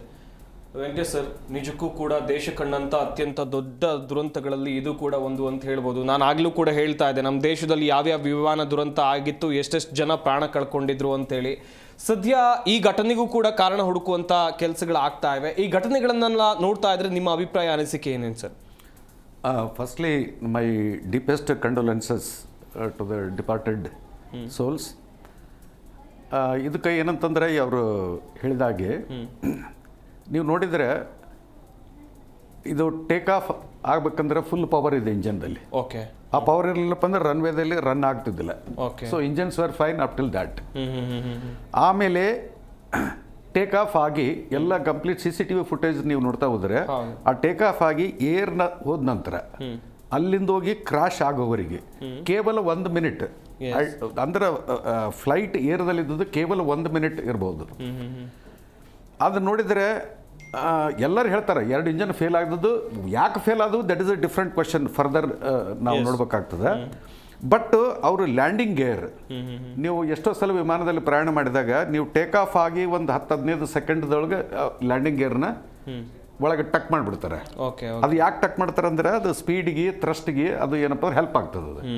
But ಇದರಲ್ಲಿ ಏನಪ್ಪ ಅಂದ್ರೆ ಅವ್ರು take off ಆದ ತಕ್ಷಣನೇ ಅವ್ರಿಗೆ ಅನುಮಾನ ಇತ್ತು, ಅದ್ರ ಸಲುವಾಗಿ ಅವ್ರು ಲ್ಯಾಂಡಿಂಗ್ ಗೇರ್ ಕ್ಲೋಸ್ ಮಾಡಲಿಲ್ಲ, ಲ್ಯಾಂಡಿಂಗ್ ಗೇರ್ ಓಪನ್ ಇದ್ದು. ದ್ಯಾಟ್ ಮೀನ್ಸ್ ಅವರು ನಾವು ನೆಕ್ಸ್ಟ್ ಮೇಡೇ ಕಾಲ್ ಇಮಿಡಿಯೇಟ್ಲಿ ಕೊಟ್ಟರು. ಮೇಡೇ ಅಂದ್ರೆ ಎಮರ್ಜೆನ್ಸಿ, ಇದು ಕ್ರಾಶ್ ಆಗೋದಾದ ಅಥವಾ ಏನಪ್ಪ ಅಂದ್ರೆ ನಾವು ATC ಹೆಲ್ಪ್ ಮಾಡಬೇಕು. ಮೇಡೇ ಕಾಲ್ ಕೊಟ್ಟ ನಂತರ ತಿರುಗಿ ATC ಹೆಲ್ಪ್ ಮಾಡ್ಬೇಕಂತ ತಿಳ್ಕೊಂಡು ಅವ್ರಿಗೆ ಕಾಲ್ ಮಾಡಿದ್ರೆ ಅಷ್ಟೊತ್ತಿಗೆ ಕ್ರಾಶ್ ಆಗಿತ್ತು. So there was no response. So it was so quick. But ಇದು one of the rarest of the rare strange accident ಇದು ಫುಲ್ ತನಿಖೆ. ಯಾಕಂದ್ರೆ ಈ ತನಿಖೆ ಆಗ್ಬೇಕಂದ್ರೆ ಫಸ್ಟ್ ಆಫ್ ಆಲ್ ಈ Boeing manufacturers America dreamliner ಇದು ಫಸ್ಟ್ ಕ್ರಾಶ್ ಇದು. ಆಮೇಲೆ ಅವ್ರ ಟೀಮ್ ಬರ್ತದೆ, ನಮ್ಮ ಏರ್ ಇಂಡಿಯಾ ಟೀಮ್ ಇರ್ತದೆ. ಮತ್ತೆ ಯಾವುದೇ ದೇಶದ 20ಕ್ಕಿಂತ ಜಾಸ್ತಿ ಜನ ಮೃತಪಟ್ಟಿದ್ರಪ್ಪ ಅಂದ್ರೆ ಆ ದೇಶದ ರೆಪ್ರೆಸೆಂಟೇಟಿವ್ಸ್ ಬರ್ತಾರೆ. ಇಲ್ಲಿ 53 UK ಇದ್ದಾರೆ, ಸೊ ಅವರು ಬರ್ತಾರೆ. ಸೊ ಹೋಪ್ಫುಲ್ಲಿ ಇದು ಆಕ್ಚುಲಿ ಏನು ಕಾಸ್ ಆಫ್ ಆಕ್ಸಿಡೆಂಟ್ ಗೊತ್ತಾಗ್ತದೆ. ಬಟ್ ಬರ್ಡ್ ಹಿಟ್ಟು ಅದಂತ ಹೇಳ್ತಾರೆ. ನಾವಂತೂ ಈ ವಿಡಿಯೋ ಸಾಕಷ್ಟು ಸಲ ರಿಪೀಟ್ ಮಾಡಿ ಪಾಸ್ ಮಾಡಿ ನೋಡಿವಿ. ಬರ್ಡ್ಸ್ ಏನು ಕಾಣಿಸ್ತಾ ಇಲ್ಲ. ಒಂದ್ ವೇಳೆ ಬರ್ಡ್ ಹಿಟ್ ಆದ್ರೂ ಇಮಿಡಿಯೇಟ್ಲಿ ಸೀಸ್ ಆಗೋದಿಲ್ಲ. ಇಟ್ ವಿಲ್ ಟೇಕ್ ನಿಮ್ದು ಏನಪ್ಪ ಅಂದ್ರೆ ಗಾಡಿ ಬ್ರೇಕ್ ಫೇಲ್ ಆದ ಕೂಡಲೇ ಇಮಿಡಿಯೇಟ್ಲಿ ಅಲ್ಲೇ ಕೊಲಾಪ್ಸ್ ಆಗೋದಿಲ್ಲ. ನೀವು ಯು ವಿಲ್ ಸ್ಟ್ರಗಲ್, ಸ್ವಲ್ಪ ಟೈಮ್ ಇರ್ತದೆ ಎಲ್ಲಿಯಾದ್ರೂ ಒಂದು ಸೇಫ್ ಜಾಗ ಹೋಗಿ ಕ್ರಾಶ್ ಲ್ಯಾಂಡ್ ಮಾಡೋದಕ್ಕೆ ಅಥವಾ ವಾಪಸ್ ಬರೋದಕ್ಕೆ. ಬರ್ಡ್ ಹಿಟ್ಟನ್ನು ಡೌಟ್ ಅದ. But all of A sudden 2 engine ಅಂದ್ರೆ 1 in billion ಕೇಸಸ್ ಅಂತ ಹೇಳ್ತಾರೆ ಎಕ್ಸ್ಪರ್ಟ್ಸ್. ಅಂದ್ರೆ 2 ಒಂದು ಇಂಜನ್ ಸೀಸ್ ಆದ್ರೂ, ಒಂದು ಇಂಜನ್ ಫೇಲ್ ಆದ್ರೂ 50,000 ಅಡಿ ಎತ್ತರದವರೆಗೆ ಸೇಮ್ ಪ್ಯಾಸೆಂಜರ್ ಸೇಮ್ ಲೋಡ್ ತಗೊಂಡೋಗಿ ರೂಟ್ ಕಂಪ್ಲೀಟ್ ಮಾಡಿ ಲ್ಯಾಂಡ್ ಆಗುವಷ್ಟು ಕೆಪಾಸಿಟಿ ಒಂದೇ ಇಂಜನ್ಗೆ ಇರ್ತದೆ. ठीक है. ಬಟ್ ಯಾರು ಪೈಲಟ್ಸ್ ಆ ರಸ್ತೆ ಒಳಗೆ ಹೋಗೋದಿಲ್ಲ, ಇಮಿಡಿಯೇಟ್ಲಿ ನಿಯರೆಸ್ಟ್ ಏರ್ಪೋರ್ಟ್ದಲ್ಲಿ ಲ್ಯಾಂಡ್ ಮಾಡ್ತಾರೆ. That is a different issue. But single engine ಇದ್ರೂ ಇಷ್ಟು ಕೆಪಾಸಿಟಿ ಇರ್ತದೆ. ಇಲ್ಲಿ ಎಟ್ ಎ ಟೈಮ್ ಏನಂತಂದ್ರೆ ಕಮ್ಯುನಿಕೇಶನ್ ಇಲ್ಲ, ಏಕದಮ್ it is in to full flames. ಮತ್ತೆ ಮಿರಾಕ್ಯುಲಸ್ ಏನಪ್ಪ ಅಂತಂದ್ರೆ ಒಬ್ಬನು ಸರ್ವೈವರ್ ಅನ್ನೋ ಅವ್ನಿಗೆ ಗಾಯಸ ಆಗಿಲ್ಲ. ಅದನ್ನು ಒಂದು ಗ್ರೇಟೆಸ್ಟ್ ಮಿರಾಕಲ್ ಅಂದೆ. Not even burn injuries are there. ಉಳಿದವ್ರದ್ದು ಬಾಡೀಸ್ ನೋಡಿದ್ರೆ they were charred to death. ಇವನು hale and hearty is walking wounded walking ಅಂತ ಹೇಳ್ತಾರಲ್ಲ, ಈ was not even wounded. So ಅದರಿಂದ ಬಹಳಷ್ಟು ಮಾಹಿತಿ ಸಿಗ ಬರ್ತದೆ. ಕೆಲವೊಂದು ಸ್ಪೆಕ್ಯುಲೇಷನ್ಸ್ ನಡೆದಾವಿಲ್ಲ. ಡೆಫಿನೆಟ್ಲಿ ಏನಂತಂದ್ರೆ ದೇರ್ ಇಸ್ ಸಮಥಿಂಗ್ ಏನಪ್ಪ ಅಂದ್ರೆ ಅದು ಇನ್ವೆಸ್ಟಿಗೇಷನ್, ಬ್ಲ್ಯಾಕ್ ಬಾಕ್ಸ್, ಕಮ್ಯುನಿಕೇಶನ್ ಅದೆಲ್ಲ ಆದ ನಂತರನೇ ನಮ್ಗೆ ಹೊರಬರ್ತದೆ. ನಾವು ಸುಮ್ಮನೆ ಗೆಸ್ ಮಾಡೋದು ಅರ್ಥ ಇಲ್ಲ. ನಿಜ ಸರ್, ನಿಜ. ತುಂಬ ಚೆನ್ನಾಗಿ ಹೇಳ್ತಾ ಇದ್ರು ಕರ್ನಲ್ ವೆಂಕಟೇಶ್ ನಾಯಕ್ ಸರ್ ಅವರು ಕೂಡ ಸಾಕಷ್ಟು ವಿಚಾರವನ್ನು ಇಲ್ಲಿ ಮಂಡಿಸ್ತಾ ಇದ್ರು. ರಾಜಶೇಖರನ್ ಕೃಷ್ಣನ್ ಅವರನ್ನ ಮಾತನಾಡಿಸೋಣ ಸರ್. ಈಗ ಪ್ರತಿಯೊಂದು ಫ್ಲೈಟ್ಗಳು ಕೂಡ ಕ್ರ್ಯಾಶ್ ಆದಂಥ ಸಂದರ್ಭದಲ್ಲಿ ಬ್ಲಾಸ್ಟ್ ಆಗುತ್ತೆ. ತುಂಬ ಜನಕ್ಕೆ ಏನಪ್ಪ ಇದು, ಒಂದು ವಾಹನ ಆಕ್ಸಿಡೆಂಟ್ ಆದಾಗ ಏನೂ ಬ್ಲಾಸ್ಟ್ ಆಗಲ್ಲ, ಬಟ್ ಫ್ಲೈಟ್ ವಿಚಾರಕ್ಕೆ ಬಂದರೆ ಯಾಕೆ ದೊಡ್ಡ ಮಟ್ಟದಲ್ಲಿ ಬೆಂಕಿ ಕಾಣಿಸ್ಕೊಳ್ಳುತ್ತೆ, ಯಾಕೆ ಬ್ಲಾಸ್ಟ್ ಆಗುತ್ತೆ ಅಂತ ಹೇಳಿ ಸರ್. ಸರ್ ಇಲ್ಲಿ ಇನ್ನೊಂದು ನೀವು ಗಮನಿಸಬೇಕಾಗಿದ್ದು, it is a flight, it's a take off, landing ಅಲ್ಲ. ಟೇಕ್ ಆಫ್ ಟೈಮಲ್ಲಿ fuel will be full tank. ಆ ಫುಲ್ ಟ್ಯಾಂಕ್ ಏನಾಗುತ್ತೆ, ಫ್ಯೂಯಲ್ ಟ್ಯಾಂಕ್ ಥ್ರಸ್ಟ್ ಅಲ್ಲಿ ಬರ್ಸ್ಟ್ ಕೆಳಗಡೆ ಬಡದಾಗ ಬರ್ಸ್ಟ್ ಆಗುತ್ತೆ. ಬರ್ಸ್ಟ್ ಅಲ್ಲಿ it's like a huge bomb, it's a big bomb. ಅದು ಒಂಥರ ಬಾಂಬ್ ಬ್ಲಾಸ್ಟ್ ಆದಂಗೆ ಅದು. ಯಾಕಂದ್ರೆ ಫ್ಯೂಯಲ್ ಅಲ್ವಾ, ಅದು ಫ್ಯೂಯಲ್ ಕ್ಯಾಚ್ ಆಗುತ್ತೆ, ಫೈರ್ ಕ್ಯಾಚ್ ಆಗುತ್ತೆ. ಹಂಗಾಗಿ ಅದು ಫೈರ್ ಕ್ಯಾಚ್ ಆಗಿರೋದು. So that is the what I can say. ಅಂದ್ರೆ ಬ್ಲಾಸ್ಟ್ಗೆ ಕಾರಣ ಫ್ಯೂಯಲ್ ಹೆವಿ ಫ್ಯೂಯಲ್ ಇತ್ತು, heavy fuel, full tank fuel ಇದ್ರಿಂದ ಅದು ಬ್ಲಾಸ್ಟ್ ಆಗಿರೋದು. ಸಮ್ ಸ್ಪಾರ್ಕ್ ಅಂಡ್ ಫ್ಯೂಯಲ್ ಅದು ಒಂದು ಚೂರು ಇಗ್ನೈಟ್ ಆದ್ರೆ ಸಾಕು, ಇಟ್ಸ್ ಫ್ಯೂಯಲ್ ಬ್ಲಾಸ್ಟ್ ಮಾಡಿಬಿಡುತ್ತೆ. ಸೊ ಹಂಗಾಗಿ ಅಂಡ್ ದ ಇಂಪ್ಯಾಕ್ಟ್, ಹೊಡೆದಿರೋ ಇಂಪ್ಯಾಕ್ಟ್ನು ಅಷ್ಟಿತ್ತೆ, ವೆಯ್ಟ್ ಇರುತ್ತಲ್ಲ, ಕಂಪ್ಲೀಟ್ ವೆಯ್ಟ್ ಇದೆ. The flight is fully loaded. ಹಂಗಾಗಿ ಗಮನಿಸ್ತಾ ಇರ್ಬೋದು ವೀಕ್ಷಕರೇ, ಒಂದ್ ಕಡೆಯಲ್ಲಿ ಘಟನೆಗೆ ಕಾರಣ ಹುಡುಕುವಂತ ಕೆಲಸ ಆಗ್ತಾ ಇದೆ. ಇನ್ನು ತನಿಖೆ ವಿಚಾರಕ್ಕೆ ಬರೋದಾದ್ರೆ ದೊಡ್ಡ ಮಟ್ಟದಲ್ಲಿ ತನಿಖೆ ಕೂಡ ಆಗುತ್ತೆ. ಬೋಯಿಂಗ್ ಅಮೆರಿಕ ಮೂಲದ ಕಂಪನಿ, ಅವರು ಕೂಡ ಬರ್ತಾರೆ. ಇನ್ನೊಂದು ಕಡೆಯಲ್ಲಿ ಇಂಗ್ಲೆಂಡ್ನ ಅಂತ ಹೇಳಿದ್ರೆ ಇಂಗ್ಲೆಂಡ್ನ ಪ್ರತಿನಿಧಿಗಳು ಕೂಡ ಈ ತನಿಖೆ ಆಗುವಂತ ಸಂದರ್ಭದಲ್ಲಿ ಇರಬೇಕು, ಭಾರತದ ಪ್ರತಿನಿಧಿಗಳು ಕೂಡ ಇರಬೇಕು. ಅಹಮದಾಬಾದ್ನಲ್ಲಿ ನಡೆದಿರುವಂತಹ ಏರ್ ಇಂಡಿಯಾ ದುರಂತದ ವಿಚಾರವಾಗಿ ನಾವು ನಿಮ್ಗೆ ಮಾಹಿತಿಯನ್ನ ಕೊಡ್ತಾ ಇದ್ವಿ. ದುರಂತಕ್ಕೆ ಕಾರಣ ಏನು ಅಥವಾ ಅಲ್ಲಿ ಕೊನೆಯ ಕ್ಷಣಗಳು ಹೇಗಿತ್ತು, ಈ ವಿಚಾರವಾಗೂ ಕೂಡ ಮಾಹಿತಿಯನ್ನು ಕೊಡ್ತಾ ಇದ್ರು ತಜ್ಞರು. ಕರ್ನಲ್ ವೆಂಕಟೇಶ್ ನಾಯಕ್ ಅವರನ್ನ ಮಾತನಾಡಿಸ್ತಾ ಹೋಗೋಣ, ಅವರಿಂದಲೂ ಕೂಡ ಸಾಕಷ್ಟು ವಿಚಾರಗಳನ್ನು ತಿಳ್ಕೊಳ್ಬೇಕು. ಸರ್, ಈಗ ಒಂದು ಆ ಫ್ಲೈಟ್ ಕ್ರ್ಯಾಶ್ ಆಗೋಕ್ಕಿಂತ ಮುಂಚಿತವಾಗಿ ಅಲ್ಲಿನ ಸಿಚುವೇಶನ್ಗಳು ಹೇಗೆ ಇರಬಹುದು ಸರ್, ಹೇಗಿತ್ತು ಒಂದು ಅಂದಾಜಿನ ಮಟ್ಟಿಗೆ ಹೇಳೋದಾದ್ರೆ ಪೈಲಟ್ಗಳ ಕಮ್ಯುನಿಕೇಶನ್ ಹೇಗಿರ್ಬೋದು ಸರ್? ಈಗ ನಾರ್ಮಲ್ ATCಯಿಂದ ಅವರು ಪರ್ಮಿಷನ್ ಕೇಳ್ತಾರಲ್ಲ, ಟೇಕ್ ಆಫ್ ಸಲುವಾಗಿ ಪರ್ಮಿಷನ್ನು, ಅಲ್ಲಿಂದ ಹಿಡಿದು ಅಪ್ ಟಿಲ್ ಅವರು ಸ್ಟೆಬಿಲಿಟಿ ಅಚೀವ್ ಮಾಡೋವರೆಗೆ they are in communication with ATC. ಆ ATC ರೇಂಜ್ ಕ್ರಾಸ್ ಆದ ಕೂಡಲೇ ದೆನ್ ನೆಕ್ಸ್ಟ್ ATCಗೆ ಕನೆಕ್ಟ್ ಆಗ್ತಾರೆ. ಓಕೆ. ಸೊ ಆ ತಮ್ಮ ಏರಿಯಾ ಈಗ ಫಾರ್ ಎಕ್ಸಾಂಪಲ್ ಬೆಂಗಳೂರಿಂದ ಟೇಕ್ ಆಫ್ ಆಗಿ ಒಂದು ಫ್ಲೈಟ್ ಇದಕ್ಕೆ ಏನಪ್ಪ ಅಂದ್ರೆ ಚೆನ್ನೈಗೆ ಹೋಗ್ತಿತ್ತಂದ್ರೆ ಬೆಂಗಳೂರು ರೇಂಜ್ ಕ್ರಾಸ್ ಆದ ಕೂಡಲೇ ನಡುವಿರ್ತಕ್ಕಂಥ ಏರ್ಪೋರ್ಟ್ಸ್ ಇದಕ್ಕೆ ಅಟ್ಯಾಚ್ ಆಗಿಬಿಡ್ತದೆ. ಇಲ್ಲಿಂದ ಔಟ್ ಗುಡ್ ಬಾಯ್ ಅಂತ ಹೇಳ್ತಾರೆ, ಅಲ್ಲಿಂದ ವೆಲ್ಕಮ್ ಅಂತ ಹೇಳ್ತಾರೆ. So they are in continuous communication. ಅವ್ರ ರಾಡಾರ್ದಲ್ಲಿ ಇದು ಕಾಣಿಸ್ತದೆ. ನಾವು coming to the crash point. ಇಲ್ಲಿ ಇದೇನಪ್ಪ ಅಂದ್ರೆ ಇವರಿಗೆ ರಿಯಾಕ್ಷನ್ ಟೈಮ್ ಏನು ಸಿಕ್ಕಿಲ್ಲ ಅವ್ರಿಗೆ. Even they are also puzzled. Pilots ಏನಂತಂದ್ರೆ ಕಾಕ್ಪಿಟದಲ್ಲಿ ಅವರು ಏನಾದರೂ ಈ 1 ಮಿನಿಟದಲ್ಲಿ they must be talking to themselves. ಏನೇನು ಆರ್ಡರ್ ಕೊಟ್ಟರು, gear up, flap down, flap up, ಇದೆಲ್ಲ ಏನಪ್ಪ ಅಂದ್ರೆ ಬಿಟ್ವೀನ್ 2 ಪೈಲಟ್ಸ್ ಏನು ಕಮ್ಯುನಿಕೇಶನ್ ಆಗ್ತದಲ್ಲ, ಅದರಲ್ಲಿ ಏನಾದರೂ ಮಿಸ್ಟೇಕ್ ಮಾಡಿದ್ರು ಅಥವಾ ಏನಾದರೂ ಡಿಟೆಕ್ಟ್ ಮಾಡಿದ್ರೆ, ಈಗ ಬ್ಲ್ಯಾಕ್ ಬಾಕ್ಸ್ದಲ್ಲಿ ಆಡಿಯೋ ರೆಕಾರ್ಡಿಂಗ್ ಇರ್ತದೆ, ಅದು ಜನರಲಿ ಟೇಲ್ ಎಂಡಿಗೆ ಫಿಕ್ಸ್ ಆಗಿರ್ತದೆ ಅದು. ಸೊ ಟೇಲ್ ಹೋಗಿ ಅಲ್ಲಿ ಬಿಲ್ಡಿಂಗ್ದಲ್ಲಿ ಸಿಕ್ಕಾಕೊಂಡಿದೆ. ಸೊ ಅದು ಬರ್ನ್ ಆಗೋದಿಲ್ಲ ಅದು. First of all it has been made like that. It is orange in colour, but I do not know ಅದನ್ನು ಬ್ಲ್ಯಾಕ್ ಬಾಕ್ಸ್ ಅಂತ ಯಾಕೆ ಹೇಳ್ತಾರೆ. It is orange in colour. So ಅದು ಸಮುದ್ರದಲ್ಲಿ ಮುಳುಗಿದ್ರೂ ಡಾಟಾ ಕರಪ್ಟ್ ಆಗೋದಿಲ್ಲ. ಬರ್ನ್ ಆದ್ರೂ ಸರ್ಟೆನ್ ಡಿಗ್ರಿ ಬರ್ನ್ಸ್ ಇದು ಮಾಡಿದ್ರೂ ಅದು ಡಾಟಾ ಕರಪ್ಟ್ ಆಗೋದಿಲ್ಲ. ಸೊ ಇದರಲ್ಲಿ ಏನಂತಂದ್ರೆ ಅದರಿಂದ ಸ್ವಲ್ಪ ಮಾಹಿತಿ ಹೊರಗೆ ಬರ್ತದೆ. ಅದು ಏನು ಹೊರಗೆ ಬರ್ತದೆ ಅಂದ್ರೆ ಇವರಿಬ್ಬರ ಪೈಲಟ್ಸ್ ಮಧ್ಯದಲ್ಲಿ ATC ಜೊತೆಗೆ ಏನೇನು ಕಮ್ಯುನಿಕೇಶನ್ ಆಯಿತು ಅದರಿಂದ ಸ್ವಲ್ಪ ಏನಪ್ಪ ಅಂದ್ರೆ ಹಿಂಟ್ಸ್ ಹೊರಗೆ ಬರ್ತವೆ. ಆಮೇಲೆ ATC to pilots aircraft. So ಅಲ್ಲಿ ಕಮ್ಯುನಿಕೇಶನ್ ಏನಾಗಿದೆ, ಇಲ್ಲಿ ATCಯಲ್ಲಿ ರೆಕಾರ್ಡ್ ಆಗಿರ್ತದೆ. So this is all recorded. So ಇವ್ರದ್ದು ರೆಕಾರ್ಡ್ ಏನಪ್ಪ ಅಂದ್ರೆ ಮೇಡೇ ಕಾಲ್ ಕೊಟ್ಟ ನಂತರ ನಾವು ದೇ ಹ್ಯಾವ್ ಕಾಲ್ಡ್ ಹಿಮ್, ಅದಾದ ನಂತರ ಕಮ್ಯುನಿಕೇಶನ್ ಇಲ್ಲ. ಅದಕ್ಕಿಂತ ಮೊದಲು ಟೇಕ್ ಆಫ್ ಸಲುವಾಗಿ ಪರ್ಮಿಷನ್ ಇರ್ತದೆ, ಅದಾದ ನಂತರ ಏನೇನಾಗಿರ್ತದೆ ಎಲ್ಲ ಇದಿರ್ತದೆ. ಬಟ್ ಇದು ಒಂದು ಕುತೂಹಲ ಏನಪ್ಪ ಅಂದ್ರೆ among so many crashes immediately ಇದು ಗೊತ್ತಾಗ್ಬಿಡ್ತದೆ. ಇದು ಏನಂತಂದ್ರೆ ರನ್ವೇ ಎಕ್ಸೀಡ್ ಮಾಡಿದ್ದಾರೆ. ಮಂಗಳೂರದಲ್ಲಿ ರನ್ವೇ ಎಕ್ಸೀಡ್ ಮಾಡಿದ್ರು. ಕೆಲವೊಂದು ಕಡೆ ಏನಪ್ಪ ಅಂದ್ರೆ ಬ್ಯಾಡ್ ವೆದರ್, ಕೋಚಿಗೋಡು ಏನಪ್ಪ ಅಂದ್ರೆ ಅಲ್ಲಿ ಬ್ಯಾಡ್ ವೆದರ್ ಇತ್ತು. 2 ಸಲ ರೌಂಡ್ ಹೊಡೆದು ಕೊಚ್ಚಿನ್ದಲ್ಲಿ 1 ಸಲ ಕ್ರಾಶ್ ಆಯ್ತಲ್ಲ, 2 ಸಲ ರೌಂಡ್ ಹೊಡೆದ್ರು ಸ್ವಲ್ಪ ವೆದರ್ ಇದಾಕ. ಬಟ್ ಅದರಲ್ಲಿ ಏನು ಹೇಳ್ತಾರೆ, ಈಗ ಕೆಲವೊಂದು ಸ್ಟಡಿ ಕಮಿಟಿ ಇದ್ದಲ್ಲೂ ಇನ್ವೆಸ್ಟಿಗೇಷನ್ದಲ್ಲಿ ಇದ್ದವರು ಅವರೆಲ್ಲ ಹೇಳ್ತಾರೆ ಅನ್ಫಾರ್ಚುನೇಟ್ ಸ್ಟೋರಿ. ಈ ಒಂದು ಏರ್ ಕ್ರಾಶ್ದಲ್ಲಿ ಏನಿದೆಪ್ಪ ಅಂದ್ರೆ pilot if is alive hang him, if is dead bury him. So ಈಗೇನಪ್ಪ ಅಂದ್ರೆ there is nobody to tell the story, everybody is dead. ಹೌದು ಸರ್. ಈಗ ಮೋಸ್ಟ್ ಇಂಪಾರ್ಟೆಂಟ್ ಏನಪ್ಪ ಅಂದ್ರೆ ಒಬ್ಬ ಲೋನ್ ಸರ್ವೈವರ್ ಏನಾನ ಅವನು ಜೀವಂತ ಇರಬೇಕು ಈಗ ಇದು ಸ್ಟೋರಿ ಹೇಳೋದಕ್ಕೆ. ಯಾಕಂದ್ರೆ is the only eye witness. ಯಾಕಂದ್ರೆ ಬೇರೆ ಇದರಲ್ಲಿ ಏನಾಗ್ತದಂತಂದ್ರೆ ಈಗ ಸ್ಪೆಕ್ಯುಲೇಷನ್ ಎಲ್ಲ ಏನಪ್ಪ ಅಂದ್ರೆ ಈಗ ಬರ್ತಕ್ಕಂಥ ವಿಮಾನಗಳು ಹೈಲಿ ಟೆಕ್ನಾಲಜಿ ಬೇಸ್ಡ್ ಇರ್ತದೆ. ಏನಾಗಿರ್ಬೋದು ಅದು, ಈಗ ಸಡನ್ಲಿ ರನ್ವೇ ಹೋಗ್ಬೇಕಾದ್ರೆ ಏನಾದರೂ ಒಂದು ಫಾರಿನ್ ಅಬ್ಜೆಕ್ಟ್ ಇರ್ಬೋದು, ಅದು ಇಂಜನ್ ಸಕ್ ಮಾಡಿತ್ತು, ಅದು ಎನಿಥಿಂಗ್ ರನ್ವೇ ಕ್ಲಿಯರ್ ಇತ್ತೋ ಇಲ್ಲೋ, ಅಥವಾ ಏನಂತಂದ್ರೆ ಇದು ಸಡನ್ ಅಂದ್ರೆ ಇಷ್ಟು ಸಡನ್ ಆಗಿ ಆಗದ.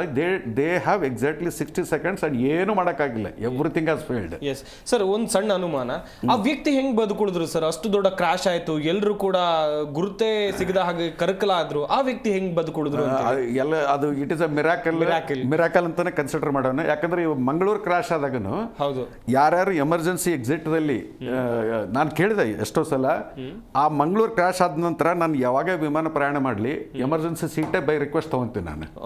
ಯಾಕಂದ್ರೆ ಕೆಲವರು ಐ ಡು ನಾಟ್ ನೋ ಅದು ಏನು ಹೇಳ್ತದಂದ್ರೆ ಬೈ ಚಾನ್ಸ್ ಏರ್ಕ್ರಾಫ್ಟ್ ಹಿಂಗೆ ಬಿಸ್ಕೆಟ್ ಥರ ಹಿಂಗೆ ಬ್ರೇಕ್ ಆದರೆ ಸೆಂಟರ್ದಲ್ಲಿ ಬ್ರೇಕ್ ಆಗ್ತದೆ.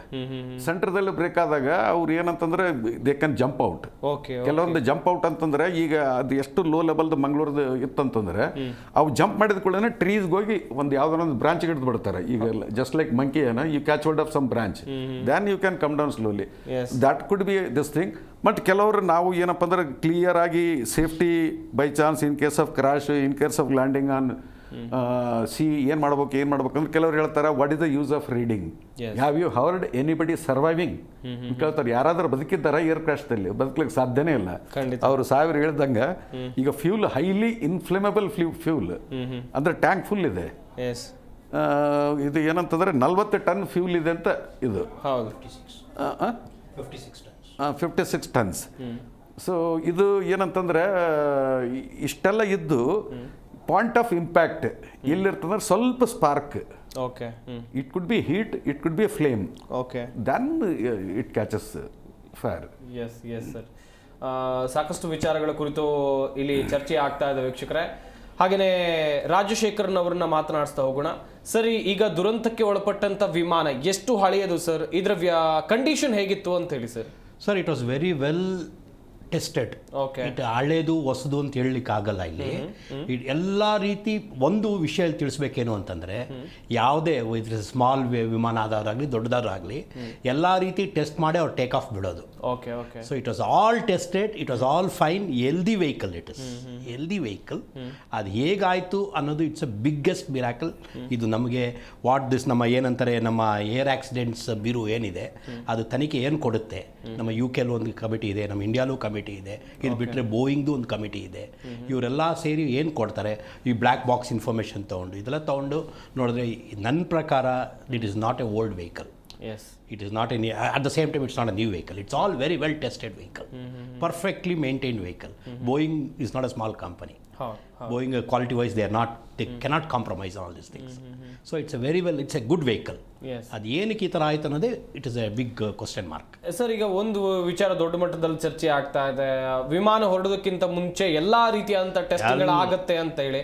ಬಟ್ ನಿನ್ನೆ ಆಗಿತ್ತ ಸರ್? ನಿನ್ನೆ ಆಗಿರಬಹುದಾ? ಆಗಿರಬೇಕು. ಆಗಿಲ್ಲದೆ ಅವರು ಟೇಕ್ ಆಫ್ ಮಾಡೋದು ಬಿಡೋದೇ ಇಲ್ವಲ್ಲ ಅವರು. Okay okay. ಎಲ್ಲ ಪೇಪರ್ಸ್ ಫಾರ್ ಎಕ್ಸಾಂಪಲ್, ಈಗ ಒಬ್ಬ ಪ್ಯಾಸೆಂಜರ್ದು ಎಲ್ಲ ಚೆಕ್ ಮಾಡದೆ ಒಳಗೆ ಹೆಂಗೆ ಕಳಿಸಲ್ವೋ ಹಾಗೆ ಒಂದು ವೆಹಿಕಲ್ ಮಾಡಲೇಬೇಕು ಅವರು. Okay okay. They cannot minute, they cannot take it for chance. Because it's ಭೂಮಿಯಲ್ಲಿ ಹೋಗೋದಲ್ಲ, ಇದು ಆಕಾಶದಲ್ಲಿ ಹೋಗೋದು. They cannot take A chance and it's a life of so many people.